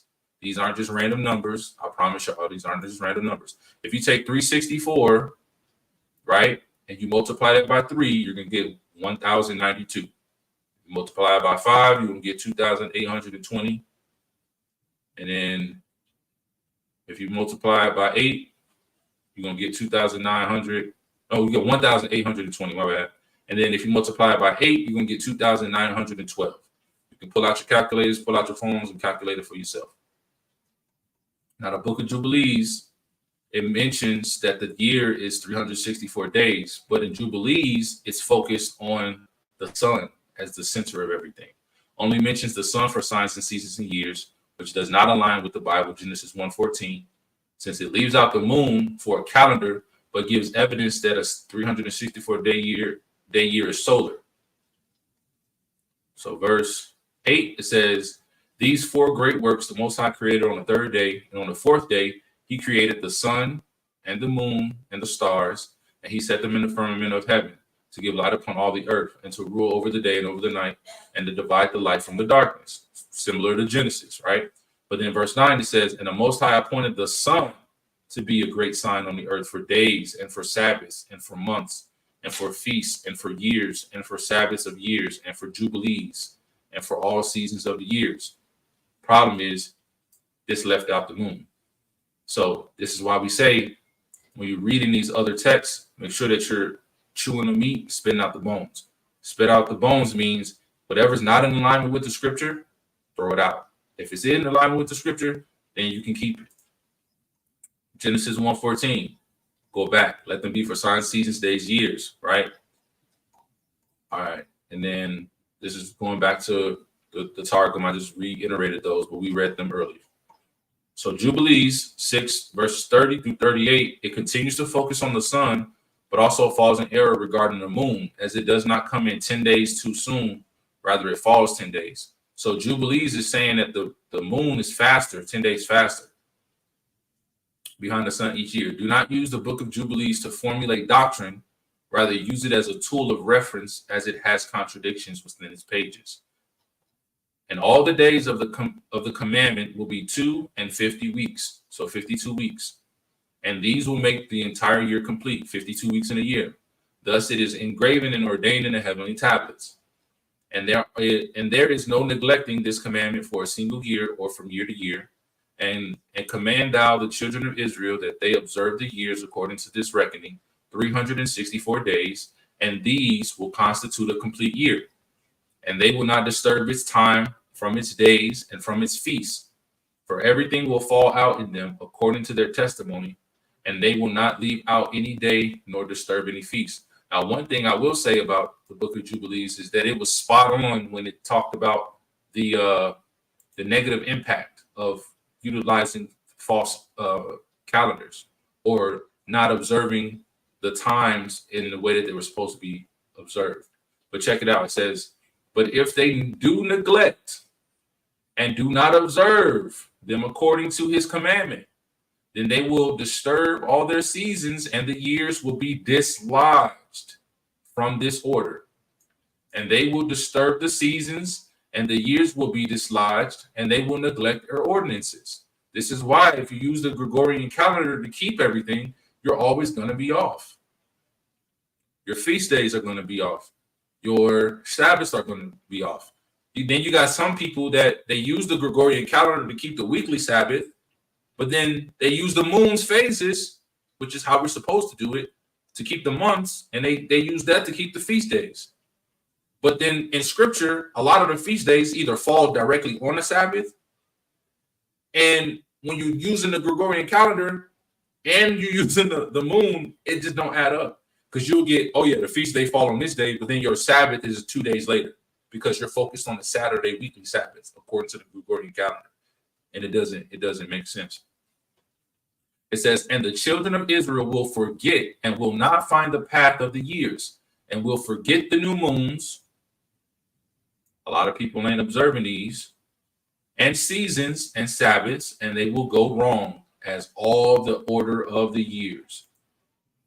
For I know, and from henceforth will I declare it unto thee, and it is not of my own devising, for the book lies written before me, and on the heavenly tablets the division of days is ordained, lest they forget the feast of the covenant and walk according to the feast of the Gentiles after their error and after their ignorance. What would the Romans be considered? Right? Are they Israelites? No. Right? We know Cornelius was a Roman. And we know that the grafting in of the Gentiles came through Cornelius. We know that Rome had feasts and they had gods. So if you're using a pagan calendar to keep holy and sanctified days, you're actually unknowingly walking according to the feast of the Gentiles after the error of their ignorance. Yes, it's very important to keep that in mind. You know, we've got to know that what we're doing is not in error. Just like with the golden calf, as we talked about last week, with the golden calf. You know, Israel thought they were doing the right thing, worshiping the golden calf, because in their mind they weren't worshiping it. But we've got to recognize that what matters is how He sees it, not how we see it. So, yeah. Absolutely. The Most High sees our effort, right? He sees that people are trying their best to keep the feast days and the Sabbaths, right, to the best of their knowledge and ability. But at the same time, you know, in one area we'll say, well, we'll speak to someone else and be like, well, you can do better because you just need to study, show yourself approved, and then whatever the scripture says, obey that, right? But then in another instance, we like, well, this is what I've been told. And then we get complacent and then just continue living our lives according to that standard, even if that standard isn't equal to what the standard has been, you know, put forth in the scriptures. So just like we would tell somebody else the error of their ways, we need to be able to look into the mirror and see the errors of our own ways, right? And if you're using a calendar that's less than 500 years old. And for my Hebrew Israelite brothers and sisters, we are so quick to literally shit on Jesus, right? Because of the letter J. And what do we all say? The first thing we go to, we say, the letter J wasn't even invented. It just hit 500 years old. Like before, a couple years ago, it wasn't 500 years old yet, right? And so we say, the letter J itself is illegitimate because it's so new. It wasn't even invented until recently. So we throw the letter J out. But then we keep an entire calendar that's even younger than the letter J. Ain't that something? But yeah, let's keep going. So verse 36 says, for there will be those who will assuredly make observations of the moon, how it disturbs the seasons and comes in from year to year, 10 days too soon. So this is the error right here. Too soon. It's actually behind, right? Behind. For this reason, the years will come upon them when they will disturb the order and make an abominable day, the day of the testimony, and an unclean day of feast day, and they will confound all the days, the holy with the unclean, and the unclean day with the holy. This is literally what's happening when you keep the Gregorian calendar. You're disturbing the order. You're making it abominable. You're making an abominable day a day of testimony. You're turning an unclean day into a feast day, right? You're confounding your days. You're mixing the holy with the unclean and the unclean day with the holy day. Yeah, that's exactly what's going on, and it was all intentional to get us out of our natural cycles. You know? Yeah. For they will go wrong as the months and Sabbaths and feasts and jubilees. It's right there. It's right there. For this reason I command and testify to thee, that thou mayest testify to them. For after thy death thy children will disturb them. Who is thy children? The generations afterwards, right? This is us. This is us. The future generations. So that they will not make the year 364 days only. What do we say according to the Gregorian? How many days is in a year in the Gregorian calendar? 365. There you go, right there. It's right there. Right? And for this reason, they will go wrong as to the new moons and seasons and Sabbaths and festivals, and they will eat all kinds of blood with all kinds of flesh. I didn't highlight this because we weren't talking about the diet of modern day people, but this is true as well, right? Now, another witness is in the Dead Sea Scrolls, the fourth quadrant, section 319. This is the calendric signs text. It confirms that the lunar years are 10 days shorter than the solar years. So in 3 years, there's a difference of 30 days. This is also confirmed in the book of Enoch, which we just read. It says it represents a calendrical system based on the weekly rotation of the 24 priestly courses during a 6-year period and constructed into 6 consecutive jubilees, i.e. 294 years. The sign which recurs in every 3 years probably identifies the years in which the shorter lunar year of 354 days is supplemented by means of the intercalation of an extra month of 30 days. An extra month of 30 days. 3 times 354 plus 30 equals 1,092 to equal the length of 3 solar years of 364 days each. 3 times 364 is 1,092. Paleographically, the manuscript is dated to the first half of the 1st century BCE. So going from there back to Enoch chapter 78, verses 12 through 16, it says, the moon separates the lunar year. This is my note. The moon separates the lunar year in 4 3-month divisions, further separated into 2 177-day halves, totaling the 354 year. So it says, on the first day, it is called the new moon, because on that day, the illumination begins to set upon it. These illuminations are completed with exactitude. That's why I say the Most High's calendar is exact. It's perfect. On the day when the sun descends into the west and the moon simultaneously rises in the east in the evening, shining during the night until the sun rises opposite it and it is over against the sun. From the same side where light entered the moon, from there also it gradually wanes until the illumination disappears and the days of the moon expire, right? Its disk empty without light. We covered this portion when we covered how the moon actually operates. Keep a new moon day. Is it the full moon or is it something else? We covered that. But the moon coordinates in respect to its days and seasons for 3-month divisions. So 3-month divisions, 4 of them add up to what? 4 3-month divisions. 3 times 4 is 12. So 1 full year, right? The year is broken up into 4 3-month divisions. In the course of its recession, it makes 3 months each in 30 days and 3 months each in 29 days. During this season, it makes its recession in the first period, starting in the first gate, in 177 days. This is the half that it was talking about. In the course of its progression, it appears 3 months each in 30 days and 3 months each in 29 days. So it alternates. Back to Enoch 74. Verses 13 through 17. This shows how the moon falls 10 days behind per year, which is why a 13th month has to be added roughly every 3 years to be completed with precision, as stated in the last verse below. In 3 years, there are 1,000. We already covered this, right? So we read 13, but let's read 14. For the moon, singly in 3 years, its days add up to 1,000 62 days, so that it falls behind by 30 days in 3 years, because 364 times 3 is 1,092. This one is 1,062. So it's 30 days behind because it's 3 years, 10 days each year.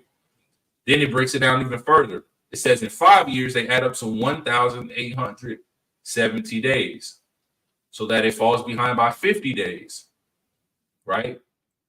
So 1870 plus 50 gives you 1,820 days. So they line up perfectly.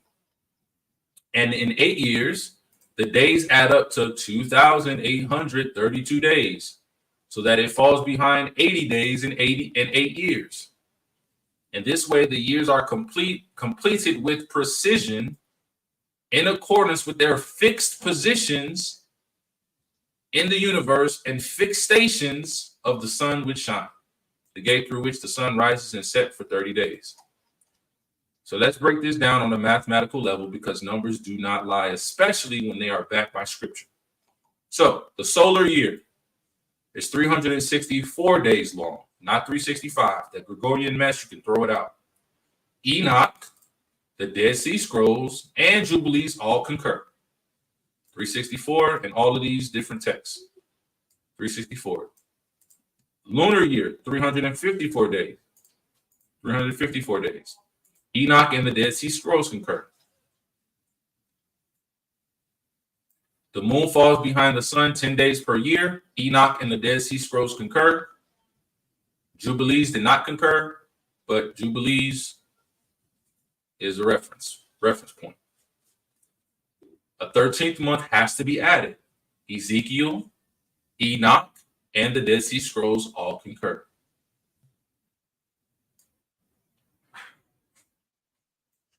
The moon falls behind 10 days per year. Oh, we already did that. Yeah. So here we go. In 1 year, just for visual, so it can make sense. A solar year is 364. A lunar year is 354. So it's 10 days short. The moon falls behind 10 days per year. So in 1 year, it's 10 days short. In 3 years, 364 times 3 is 192. 354 times 3 is 1,062. The solar year and the lunar year. 1,092 minus 1,062 is 30. So in 3 years, the moon is behind 30 days. This is why a 13th month is added, to bring it to exactitude, because the lunar year and the solar year has to come into completion, like the scripture stated. 1,062 plus 30, the 13th month adds up to 1,092. You have to be in perfect alignment. In 5 years, same thing. It's 364 times 5 is 1,820. 354 times 5 is 1,770. That minus that give you 50. The moon is 50 days behind. Same thing again. You add that 50 to that, you get 1,820 equals 1,820. They come in a perfect alignment. 8 years. 364 times 8 is 2,912. 354 times 8 is 2,832. That minus that equals 80. Same thing. Right? So, in conclusion, I have determined, based on the biblical and numerical evidence, that the one issue that I initially had with the Luni-Solar calendar was the 13th month has been resolved, and that the Luni-Solar is indeed the Creator's calendar and the one we should be using in accordance with Scripture, not any of these man-made, pagan in origin calendars that have been adopted by the world. And in closing, I left a couple scriptures.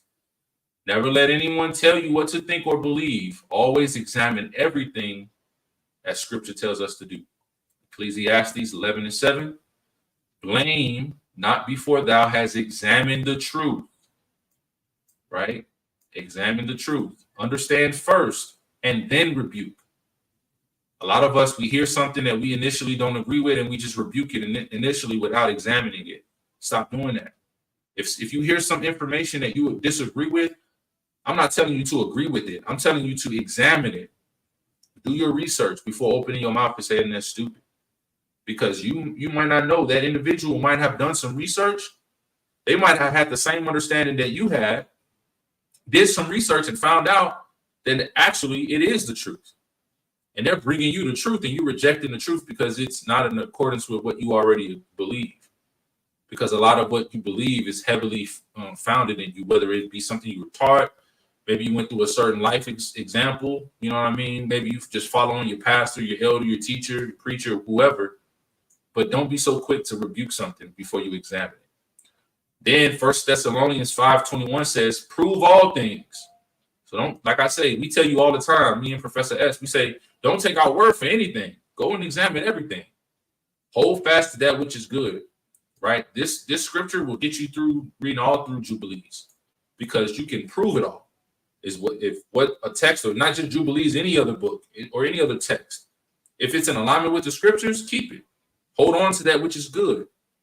Hold fast to that which is good. If it's not in alignment with the scriptures, no harm, no foul. Get rid of it. Throw it out. This is another reason why we say, until you have a firm foundation of Torah, we don't recommend going into all these other texts because it can confuse you.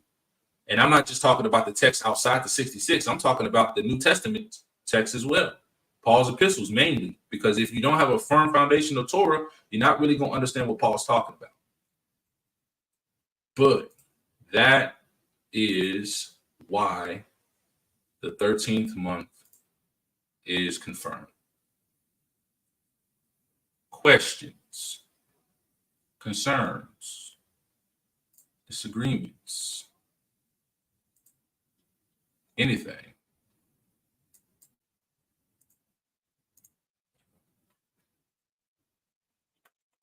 That was great, dude. That was really good.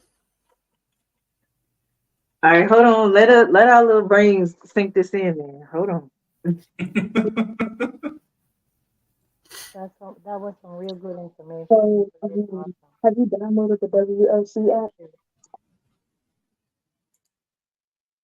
Well, on the WLC now. Okay, what does it mean for the moon to fall behind the sun? What is the significance of it?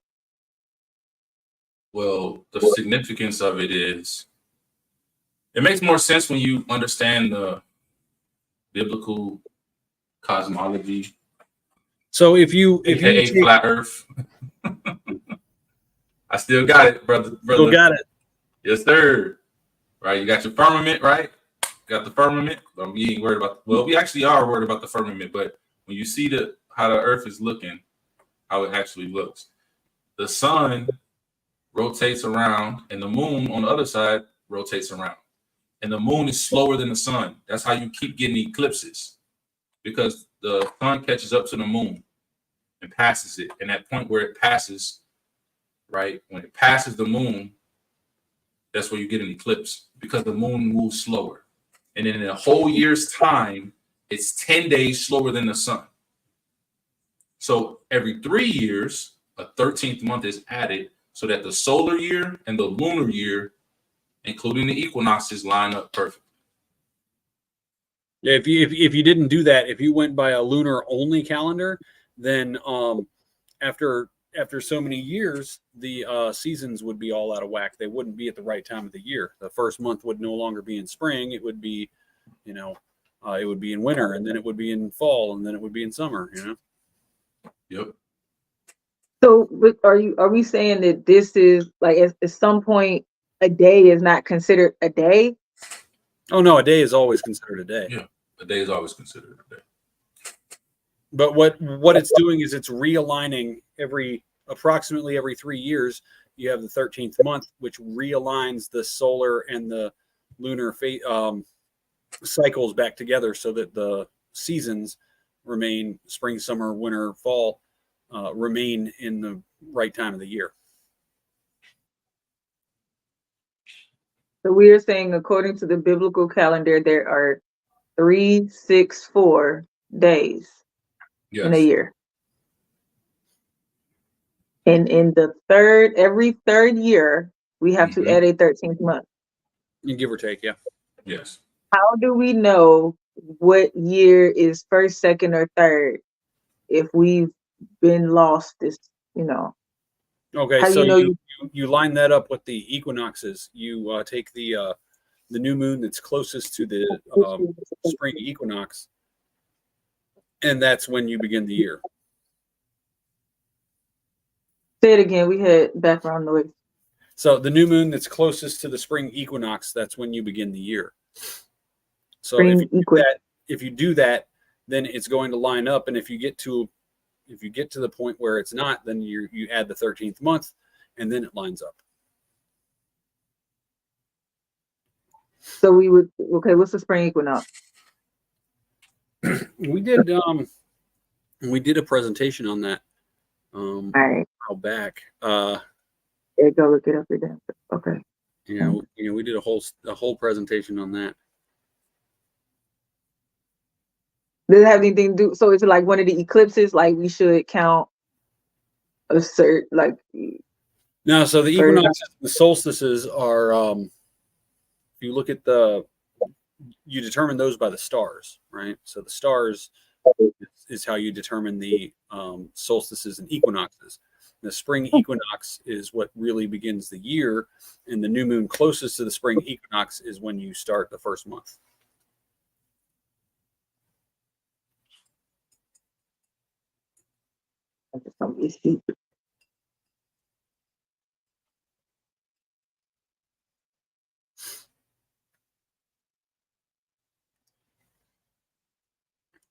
You can use the if you observe the stars, you can use the Big Dipper as a timepiece, because depending on which quadrant, right? If you divide the sky into 4 quadrants, the Big Dipper will be in the top right-hand corner, which is the first quadrant in spring. So if you think about a clock, if the Big Dipper is crossing over that 12 o'clock area, that's the spring equinox. So the new moon closest to that is the beginning of the first month.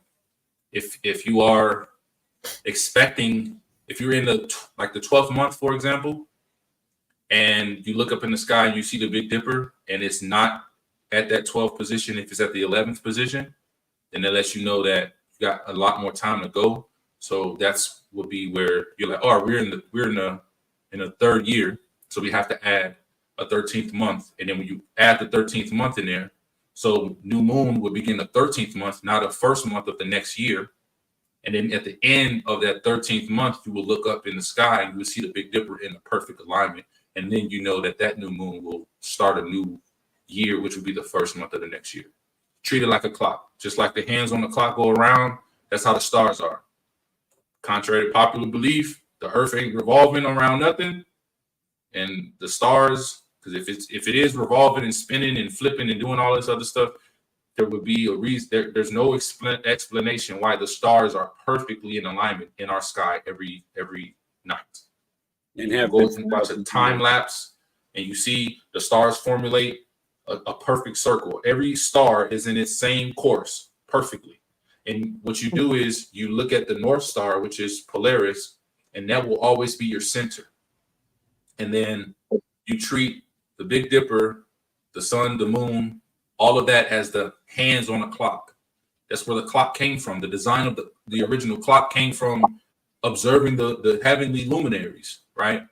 And so your stars are like your hour hand, your sun is like your minute hand, and your moon, your moon is the minute hand, and your sun is the second hand.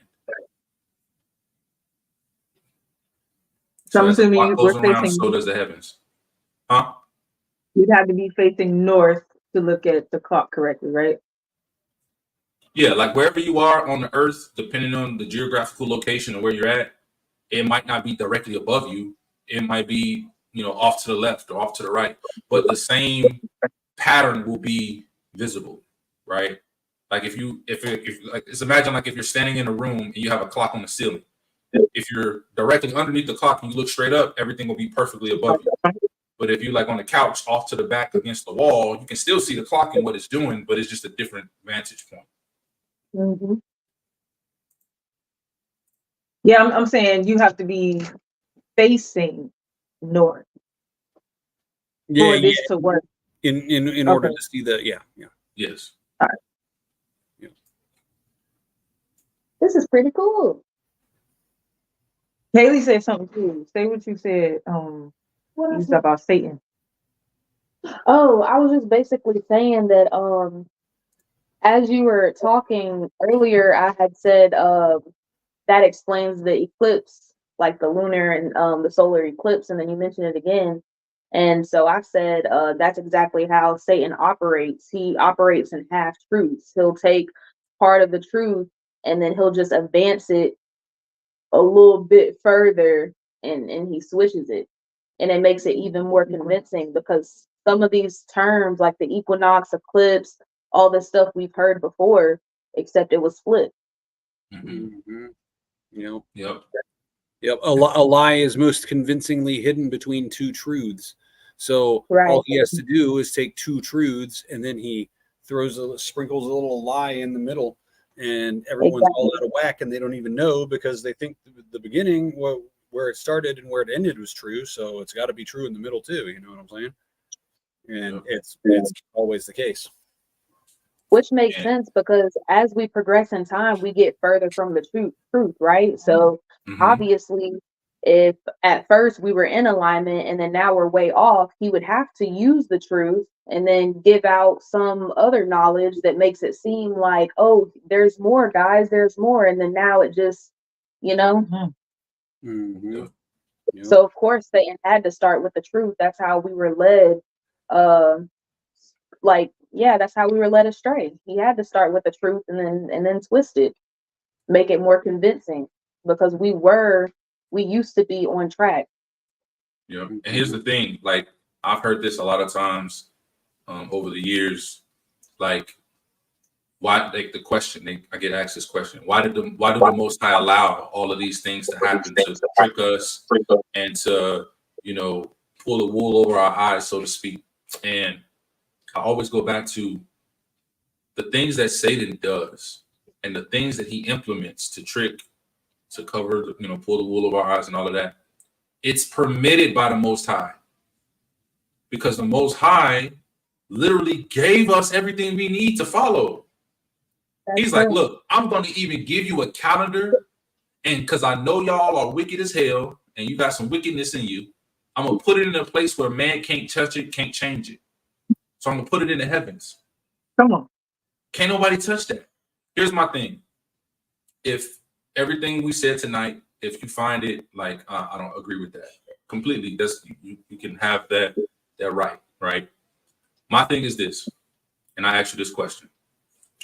If you were unconscious for an unknown period of time, whether you was out in the wilderness, you tripped and fell off the trail and you hit your head and was out for some days, or you was out on a boat. The analogy can be however, right? You were out on a boat, the boat sank, you wash up on an island a couple of days later, you don't know how many days. Regardless of the situation is the same. If you were out in the wilderness with no technology, how would you know how to keep the Sabbath if you didn't have any type of calendar, phone, anything, right? And this is why we say we need to get back to the ancient way of keeping the calendrical times, right? Because if you woke up, all you have to do is literally just wait until nighttime, look at the moon, and based on the phase of the moon, it'll tell you what part of the year you're in. And also, if you look at the stars, especially the Big Dipper, you can see what part of the year you're in. You can tell you if you're in spring, summer, winter, fall. Right? You can get back on track in alignment. Right? I got a brother who was just talking to, and he was talking about the sundial and everything like that. There's literally ways, natural ways that you can keep all the times and feasts. Because everybody just looking at this Gregorian calendar and they just waiting on every Saturday to come around. That's why you're not necessarily in alignment, because if a feast day falls on a Sabbath, according to Leviticus 23, and then you look at the Gregorian calendar and your Saturday don't align with, like, for example, Passover is the 14th day of the month. Then the following day is a Sabbath and Feast of Unleavened Bread, right? So if it's on Gregorian calendar and let's just say Passover falls on a Wednesday, that means Thursday is a Sabbath and Feast of Unleavened Bread. But that's not according with the scripture because it's not the 15th day of the month. It's not the 15th day of that specific Gregorian calendar month. So when people tell me like, yeah, what calendar do you follow? I said, I follow the Luni-Solar or the Creator's calendar. And then they say, well, what day is your Sabbath? And I say, well, according to you, my Sabbath would change. But on my calendar, it doesn't change. The Sabbath is always the 8th, the 15th, the 22nd, the 29th day of the month. It never changes. Always. Every time you go into scripture and you read where it acknowledges the calendrical date of the calendar of the Sabbath, it's always on the 8th, 15th, 22nd, 29th day, every single time. It never changes. Right? And then when they see that it floats and moves through the Gregorian calendar, they look at it like that takes away the credit of the Luni-Solar because it changes, when actually it solidifies it because the calendar that's the Gregorian calendar is the one that's off, which is why it's never in alignment. Right. Yeah. So, and there's also commanded work to be done on various days. You can't.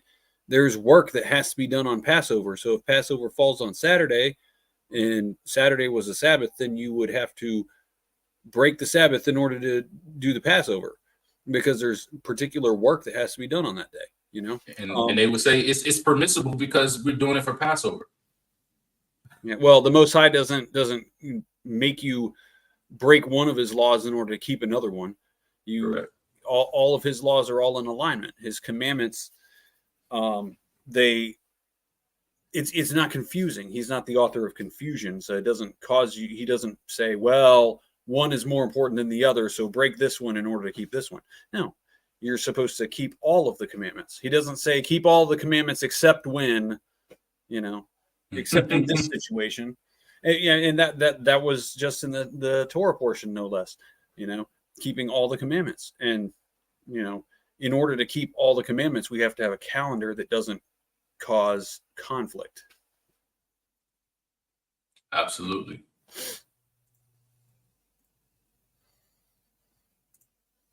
Let me see here. Let me share.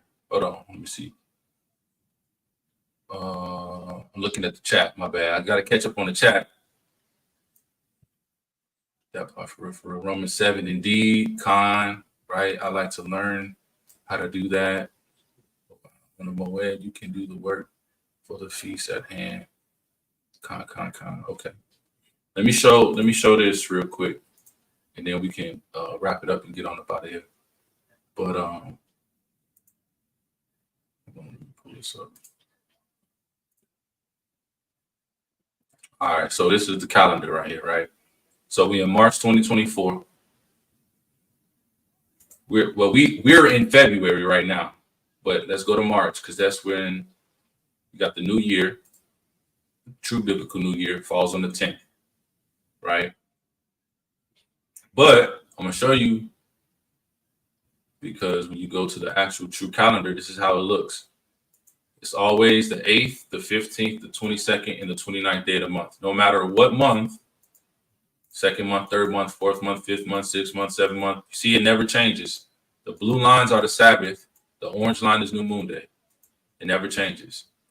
So going back to that first day, according to Scripture, Passover is supposed to be on what day? The 14th of the month, right? This is Passover. The next day is a Sabbath and it's Feast of Unleavened Bread. This calendar is right on point. You can bounce this calendar right up against Leviticus 23, and word for word it's going to be right there. But let me show you what it looks like on the Gregorian. So let's switch it back to the Gregorian. This is not changing any times. This is just going from one calendar to another.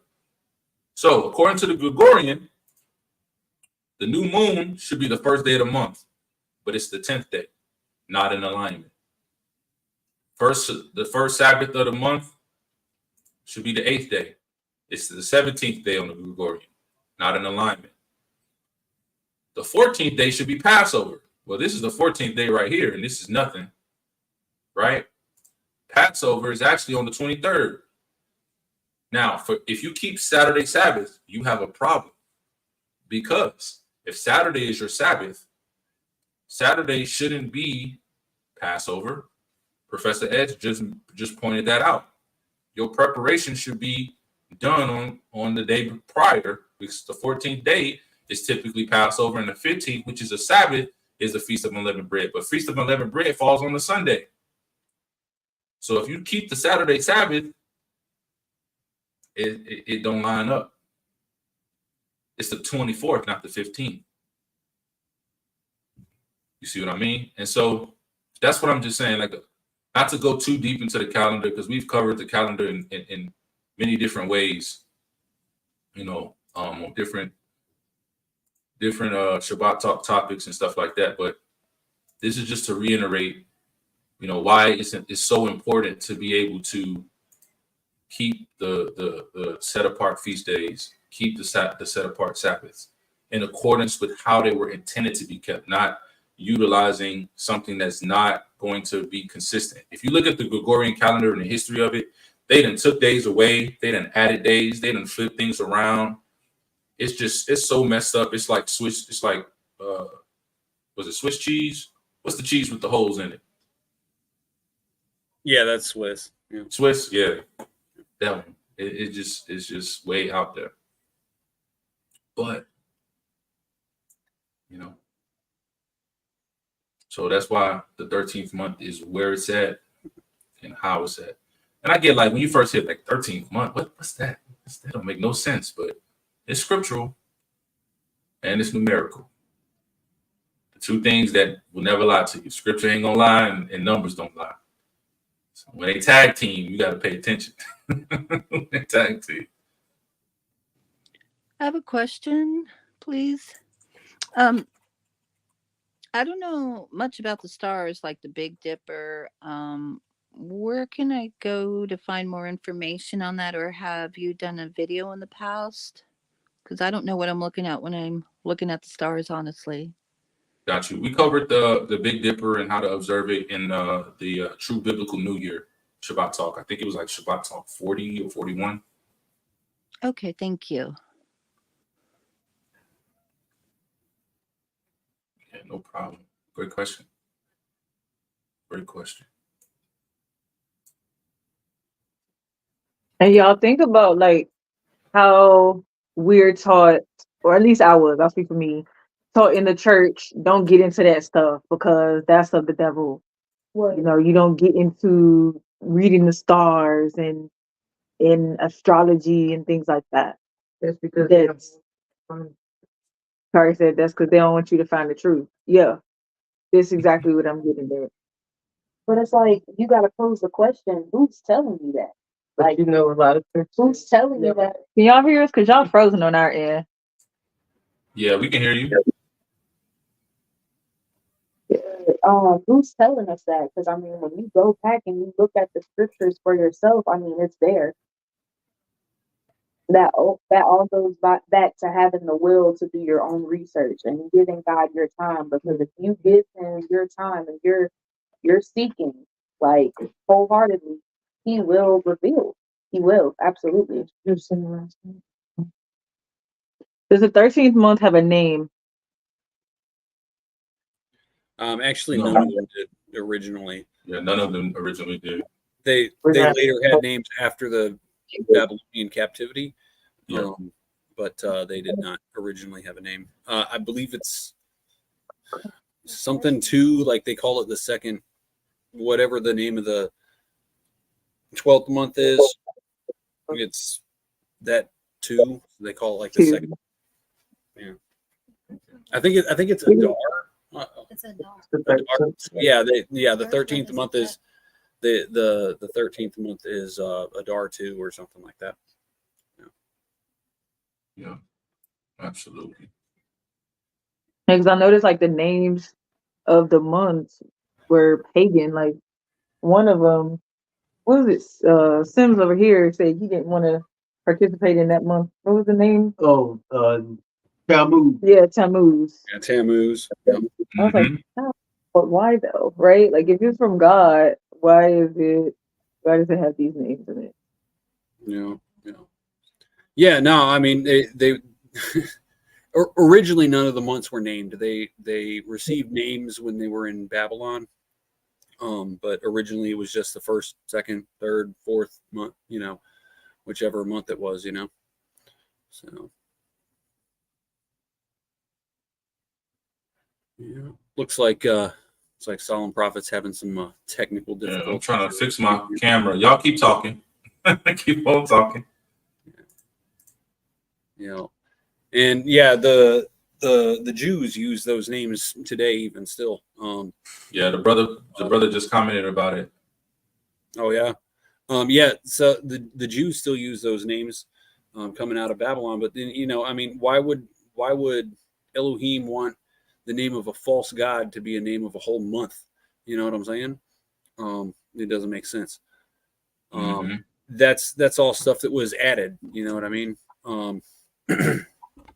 So yeah.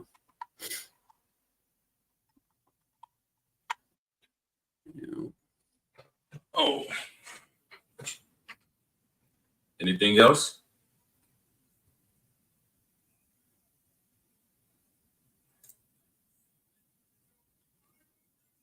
Anything else?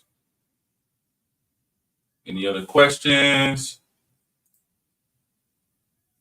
I have a yes over here.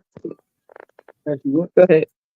All right, I was looking at the Luni-Solar calendar. Looking at it, there is no name of a month. It just says first lunation 6011. Yep. That's the year. When? Huh? The 6011. I think that's the year. Could you explain that? Okay, so a lunation is basically the time it takes for the moon to go from a new moon around to a full moon and then back to a new moon again. So that's one lunation, which is approximately 29 and a half days. So that's what basically the word month comes from moon, and it's saying that's a month. So a lunation is a month. They're pretty much synonymous terms there. So when it says first lunation, it's saying first month. Okay. All right. Thank you. Yep. And then the 6011, that is their calculations. I've not actually taken the time to do a study on that because it's a very complex study to do, but that's their calculations of what year it is from creation. So. All right.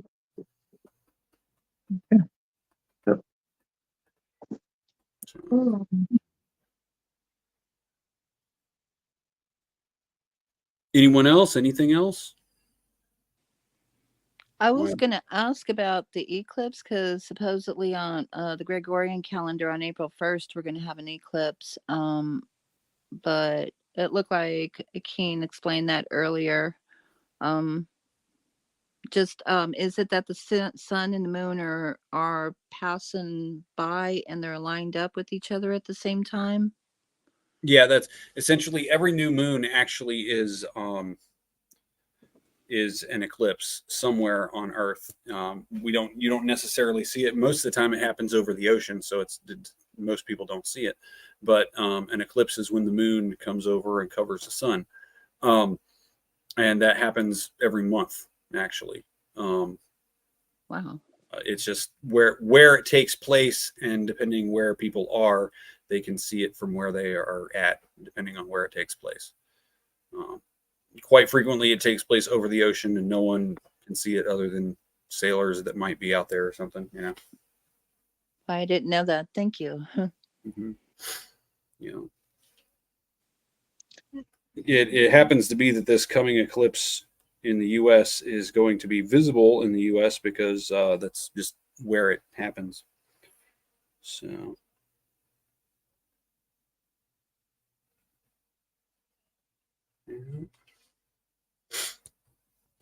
All right. So there's a lunar eclipse and then a solar eclipse. What we're saying, what you just described, the 13th month is due to the lunar eclipse. Now that's the solar eclipse. The solar eclipse is when the moon covers the sun. The lunar eclipse a completely different phenomenon, and getting into that would be like that's like completely different as far as how the mechanics of how that works.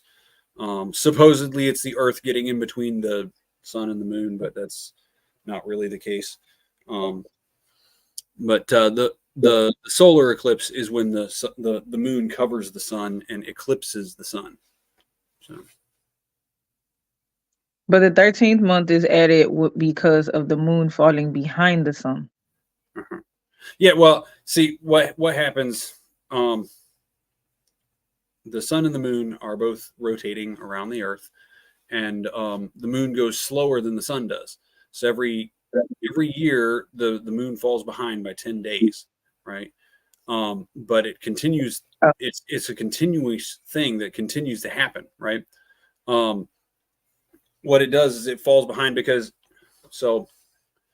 29 and a half days in a lunar cycle, right? From new moon until the next new moon is 29 and a half days. But with the sun, it goes faster. So in a year, it actually gains an extra 10 days above the moon. And in 3 years, you end up with 30 days that need to be accounted for. So what happens is the 13th month gets added to account for the other 30 days. Because, okay, so you've got you go by the months by the moon, right? But if you do that, you end up with 10 days less than a solar year. And the sun governs the seasons, like spring, summer, fall. The sun governs the seasons, and if you don't correct, or it's not a correction, but it's what's the right word for it?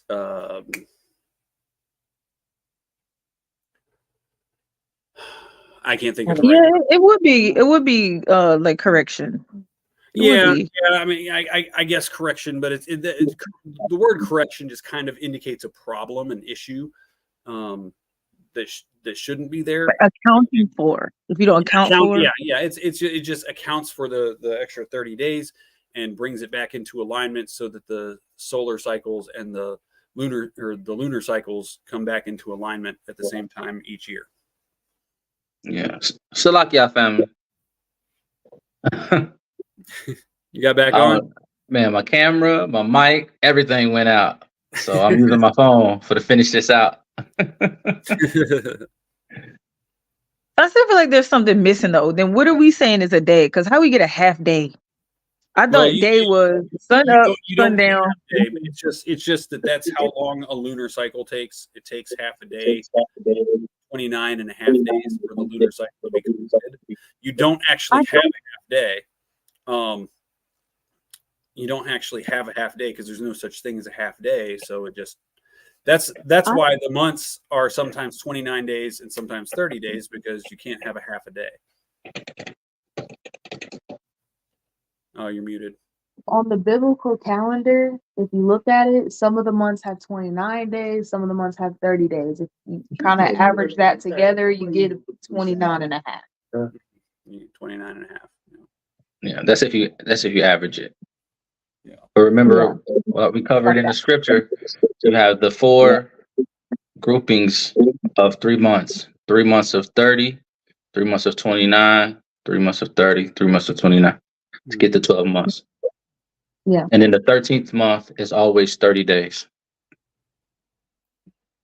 Okay, and where's that part coming from? Is that because of the phases of the moon? Like in 1 month it'll take 29 days for the moon to empty, and another month it'll take the moon 30 days to empty. Like, is that where that's coming from? Mm-hmm. Yeah. Don't yell me. Yeah, that's it. And some months the moon will gain light and lose light, and that whole process will be a 30-day cycle. And then The next month, that process could be a 29-day month, 29-day cycle. This phone is picking up everything. Now, the actual entire cycle of the moon takes a little more than 29 days, and it takes less than 30 days. So just to average it out, you end up with some months having 29 days and some months having 30 days. Because the day is determined by the sun. So it's when the sun comes back out. And remember, the sun and the moon move at different speeds. So even if the moon is 29.2345, the next day is determined with the rising of the sun. Yeah. The moon doesn't determine when the day begins or ends, in other words. Okay, so in other words, you're saying that the moon could still be losing light when the sun is up, or gaining light when the sun is up. Yeah, this is why I keep new moon the way I do. Because if I look up the night prior and I don't see the moon, right? That means the moon is without light. I know that the next day is new moon day, because new moon is technically when the light begins to go into the moon. But I can't see that during the day because the sun is out. But just because the sun is out, that doesn't stop the moon from gaining light. So the light is gaining during that daytime portion where the sun is out. And you just can't see it. Yep. You just can't see it. The sun and the moon are two completely independent. Sorry, I'm talking slow because I hear myself in my ear. They're two completely independent systems that work together, but they don't rely on each other to do their own job. The sun's going to do what it does. The moon's going to do what it does.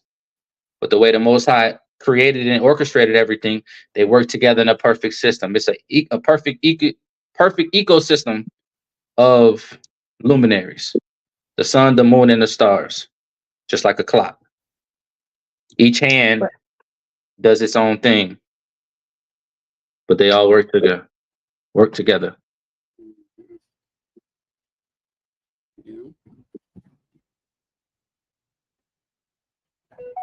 And it is dispelling. Oh, go ahead. Further dispelling the idea that the moon is only lit because the sun is behind it. No. Or that the sun is shining its light and bouncing off the moon. Yeah. I see. No, I would actually say, not to get too far off topic, but I would actually say that the sun is responsible for the light of the moon. It's just not the way it appears. It's not a reflection. It's some other mechanism. Something else. But in Genesis, it says that God created the greater light to rule the day and the lesser light to rule the night. So, yeah. So definitely the moon has light by itself. It can't all just be based on the sun. Correct. Yeah. It's like the calendar can be very complex. It can be a little hard to grasp, and that's mainly because we have to unlearn what we've already grown up knowing. Yeah. No, because if we had a clean slate on calendars, it would be super simple. We just get explained it, and it would be like, oh, that makes total sense. Let's do it that way. But because we've been indoctrinated with the Gregorian calendar, it can be it's a challenge to unlearn that in order to know this. You know what I mean? Yeah, it's kind of like I like to compare it to learning a new language, right? For me, right, learning Spanish is very difficult. Spanish isn't really a hard language to learn. It's just difficult because I'm so English minded, right? Some of the things that Spanish does, it just makes no sense in my brain and I can't wrap my mind around it, right? But had I been born into Spanish and Spanish was my first language, I would learn it with no problem.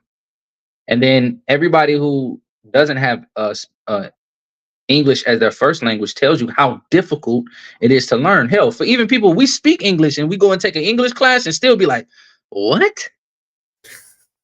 Right? Like, it's just, English is the Gregorian calendar and the spherical earth model. It's so complex. You need lie after lie just to cover this lie and cover that lie. It's so complex, it just throws your mind off. But since we were born into this and programmed, the things that we've been taught for so long, even if they don't make sense, like common sense wise or logical wise, it makes sense to us because that's what we've been taught. So now that we're trying to learn the true calendar, it comes off like Spanish to us because we can't really we can't wrap our brains around, this, like, oh, what do you mean is a week supposed to have 7 days and the Sabbath supposed to be on 7th day? Well, it is, but it's when you don't incorporate New Moon Day, right? When you incorporate New Moon Day, then the 7th day is actually on the 8th day of the month. I say it like it's very simple, but it's hard for people to wrap their minds around that, right? Or you say a year's supposed to have 12 months, but what's up with this 13th month you're talking about, right? I say it's easy. The moon falls behind the sun 10 days, so every 3 years you got to add that 30 days. Boom, simple, right? But we just got to get past kind of what we got to deprogram ourselves before we can reprogram ourselves. Going further into the analogy though of the language, if you went to Spain and spent 6 months in Spain, you'd pick it up a lot quicker. You know what I'm saying? Or, yeah. or you went to Mexico or Puerto Rico for 6 or 8 months, you'd pick it up a lot quicker than you would just trying to study it. You know what I'm saying? So when you actually incorporate it into your daily life, it's quite a bit different than just simply studying it. You know what I mean? Mm-hmm. Because then you get to see the results and the mechanics of it by incorporating it into the way you live, and you may not get it all at first, but eventually it's going to start clicking and more, Yep. Okay. So let me quickly pull up the next week's Torah portion one more time. If you missed it, there it is. It's Exodus 25, verse 1 through Exodus chapter 27, verse 19. 1 Kings chapter 5, verses 26 all the way to chapter 6, verse 13. Matthew chapter 5, verses 33 through 37. And 1 Corinthians chapter 9, verses 1 through 15. That's next week's Torah portion. Does anybody have any last things that they want to mention, bring up, ask questions about before we close it on out of here? I just wanted to say it seems like basically everything we've been taught is just either the reverse or just a lie. It's like literally every single thing. It's making me think, is north even up? Is north down? Yeah. So let me. Okay. So you're absolutely right, sis. A lot of what we've been taught is wrong or a lie. To understand the directions, right? Sorry, I'm looking at my phone. So if you're looking from straight, like if I'm Polaris looking down at, if you're Polaris looking down at the Earth, this is what you would see. This is your vantage point, right? Polaris is the center. The North Pole is the center. So no matter where you are on the Earth, going north would be facing center. So it's a direction, but it's facing the center. South would be anything going directly away from the center. And then east and west is the way you are turning along. So the directions are even, it's not how they say it to be. So that's why you got north and you have true north. Okay. That Yeah. makes a lot of sense. Thank you for that. That was perfect. Thank you, bro. Anytime. We got some last couple comments. Let me check them out. Used to find March 20 calculated. Oh, circadian rhythm. Yeah. Yeah, even the circadian rhythm, like she said, you don't got to tell a rooster when the next day is coming. They can sense when sunrise is coming, so they crow. Mm-hmm. It's built in. It's genetic. Most High put into his creation how to keep his times. So, absolutely. Well, family, if nobody else has anything, Professor S be on my case. He be making sure I make sure to say like, share, comment, and subscribe. So I appreciate everybody here on the panel, everybody who is watching via Facebook or checking us out on the live via YouTube. I appreciate you. If you watching and you haven't subscribed already, make sure you subscribe to the channel if you like this content, like the information that we share. Drop a comment if you want to study. Drop a comment. Hit us up. We respond. I make sure that I at least respond to everybody in the comment section. We're not a huge platform, so I got time to do it. You know what I'm saying? But yeah, like, share, comment, and subscribe. Get this message out to more people so we can spread this word, man. So more people won't be out here using the Gregorian and stuff, and just being off on the feast days and the Sabbaths. But and out of the natural cycles and stuff. Yeah, we want everybody to get back in alignment. You know what I mean? Because it's all for our benefit. It's for our health and our well-being. It absolutely is. It absolutely is. Somebody was about to say something? Yeah, I had something. It's gonna speak to somebody right now. Somebody is feeling like overwhelmed, feeling like we're starting all over again. Why, we're so far from the truth. Why even bother? Right? It's very easy right now to just do the Gregorian calendar. It's a intelligent, intricate system that's been implemented. If somebody's feeling discouraged about this. I'm here to say that I find great joy in this because our ancestors did it many, many times in the Bible. From Josiah, Nehemiah, there was this period due to disobedience and exile. And then when the Most High called his people back, they had to start from the beginning. If we look at it, the prophets, the scribes found a book, right? They found a book and realized, oh my God, we have been living in sin. And so let's get back to what our forefathers did when they were right with God. It's so crazy you just said that. It's so crazy you just said that. I was just talking about that earlier today. And so this, to me, as I'm speaking, this is coming to me. This is how I know now 120% that Christianity is not quite it. Because if it was it, then we wouldn't have this mass movement of Father calling us back to be where he wanted us to be and where he is directing us to go together. And I'm talking, look at what you got going on. There's so many prophets that have been aligning over the years, and even more now over the last month, listening to different prophets, and people are saying the same thing from all over, mostly all over America. Haven't quite heard outside of America, but even that I think is significant because the people are here. The people are here. That whole Babylon thing that I warned us about earlier. So don't be discouraged. Understand that this is a part of the hope.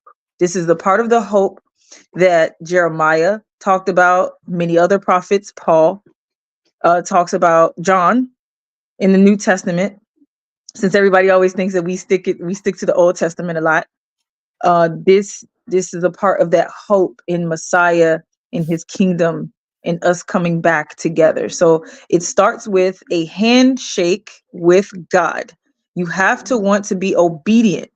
obedient before you know the truth, before you know how to keep the Luni-Solar calendar, before you know how to keep the Sabbath, before you know all the laws. All he wants is your heart's circumcision, which says, I will sell all my things and follow you. I will hate my mother and father and sister and brother for your name's sake and follow you. Right? That's metaphorical, but serious, actually. It can be literal sometimes. So all he needs is that handshake of obedience. And once you have that, everything will be given to you. He wants us to know what he knows. That's another fallacy, that you won't know what God knows. His ways are not our ways. They are not. But when you want to live in his ways, he will make his ways known to you. So may someone be blessed by this. Somebody is discouraged and just kind of want to throw in the towel. Don't. This is a part of the process. Yeah. And if you are one of them people who feel like you're ready to throw in the towel, keep coming back to Shabbat Talk. Keep on coming back. Hit us up. We will get down. We can get off. We can get together offline, one-on-one, and do some studies to help it out. We've done it with multiple people.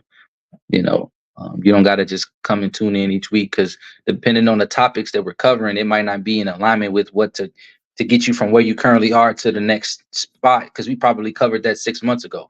But if you get with us, we'll get with you offline, and we can meet you where you are with whatever level of understanding you are and help you get to wherever you need to be. Yep. You know, just to go and continue on with what Marquita was saying, Proverbs 25:2, one of my favorite scriptures, says, "It is the glory of Elohim to conceal a thing, but the honor of kings is to search out a matter." Right? And it is actually it should be an honor for us to be able to search for these things, these hidden gems that Elohim has placed throughout the scripture. You know what I'm saying? It should be our honor to do that. And it really is an honor to do it. And once you start doing it, even if you never have, once you start doing it and you find these little things, you're just like, whoa, I'm so glad, you know? So, yeah. Mm-hmm. Sis said everything in divine order. Khan.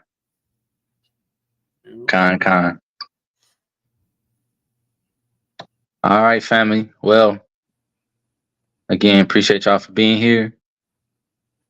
May the Most High bless you, keep you, camp his angels around you, and give you peace that is shalom in the Messiah's name. Shabbat shalom, everybody. Shabbat shalom. Be blessed. Shabbat shalom. Shabbat shalom, family. Love you all. Shabbat shalom. Shabbat shalom. Chief Sam in the building. Shabbat shalom. Shabbat shalom. Shabbat shalom. Shabbat shalom. And get our own problem solved. I need some weed. La, la. Purple and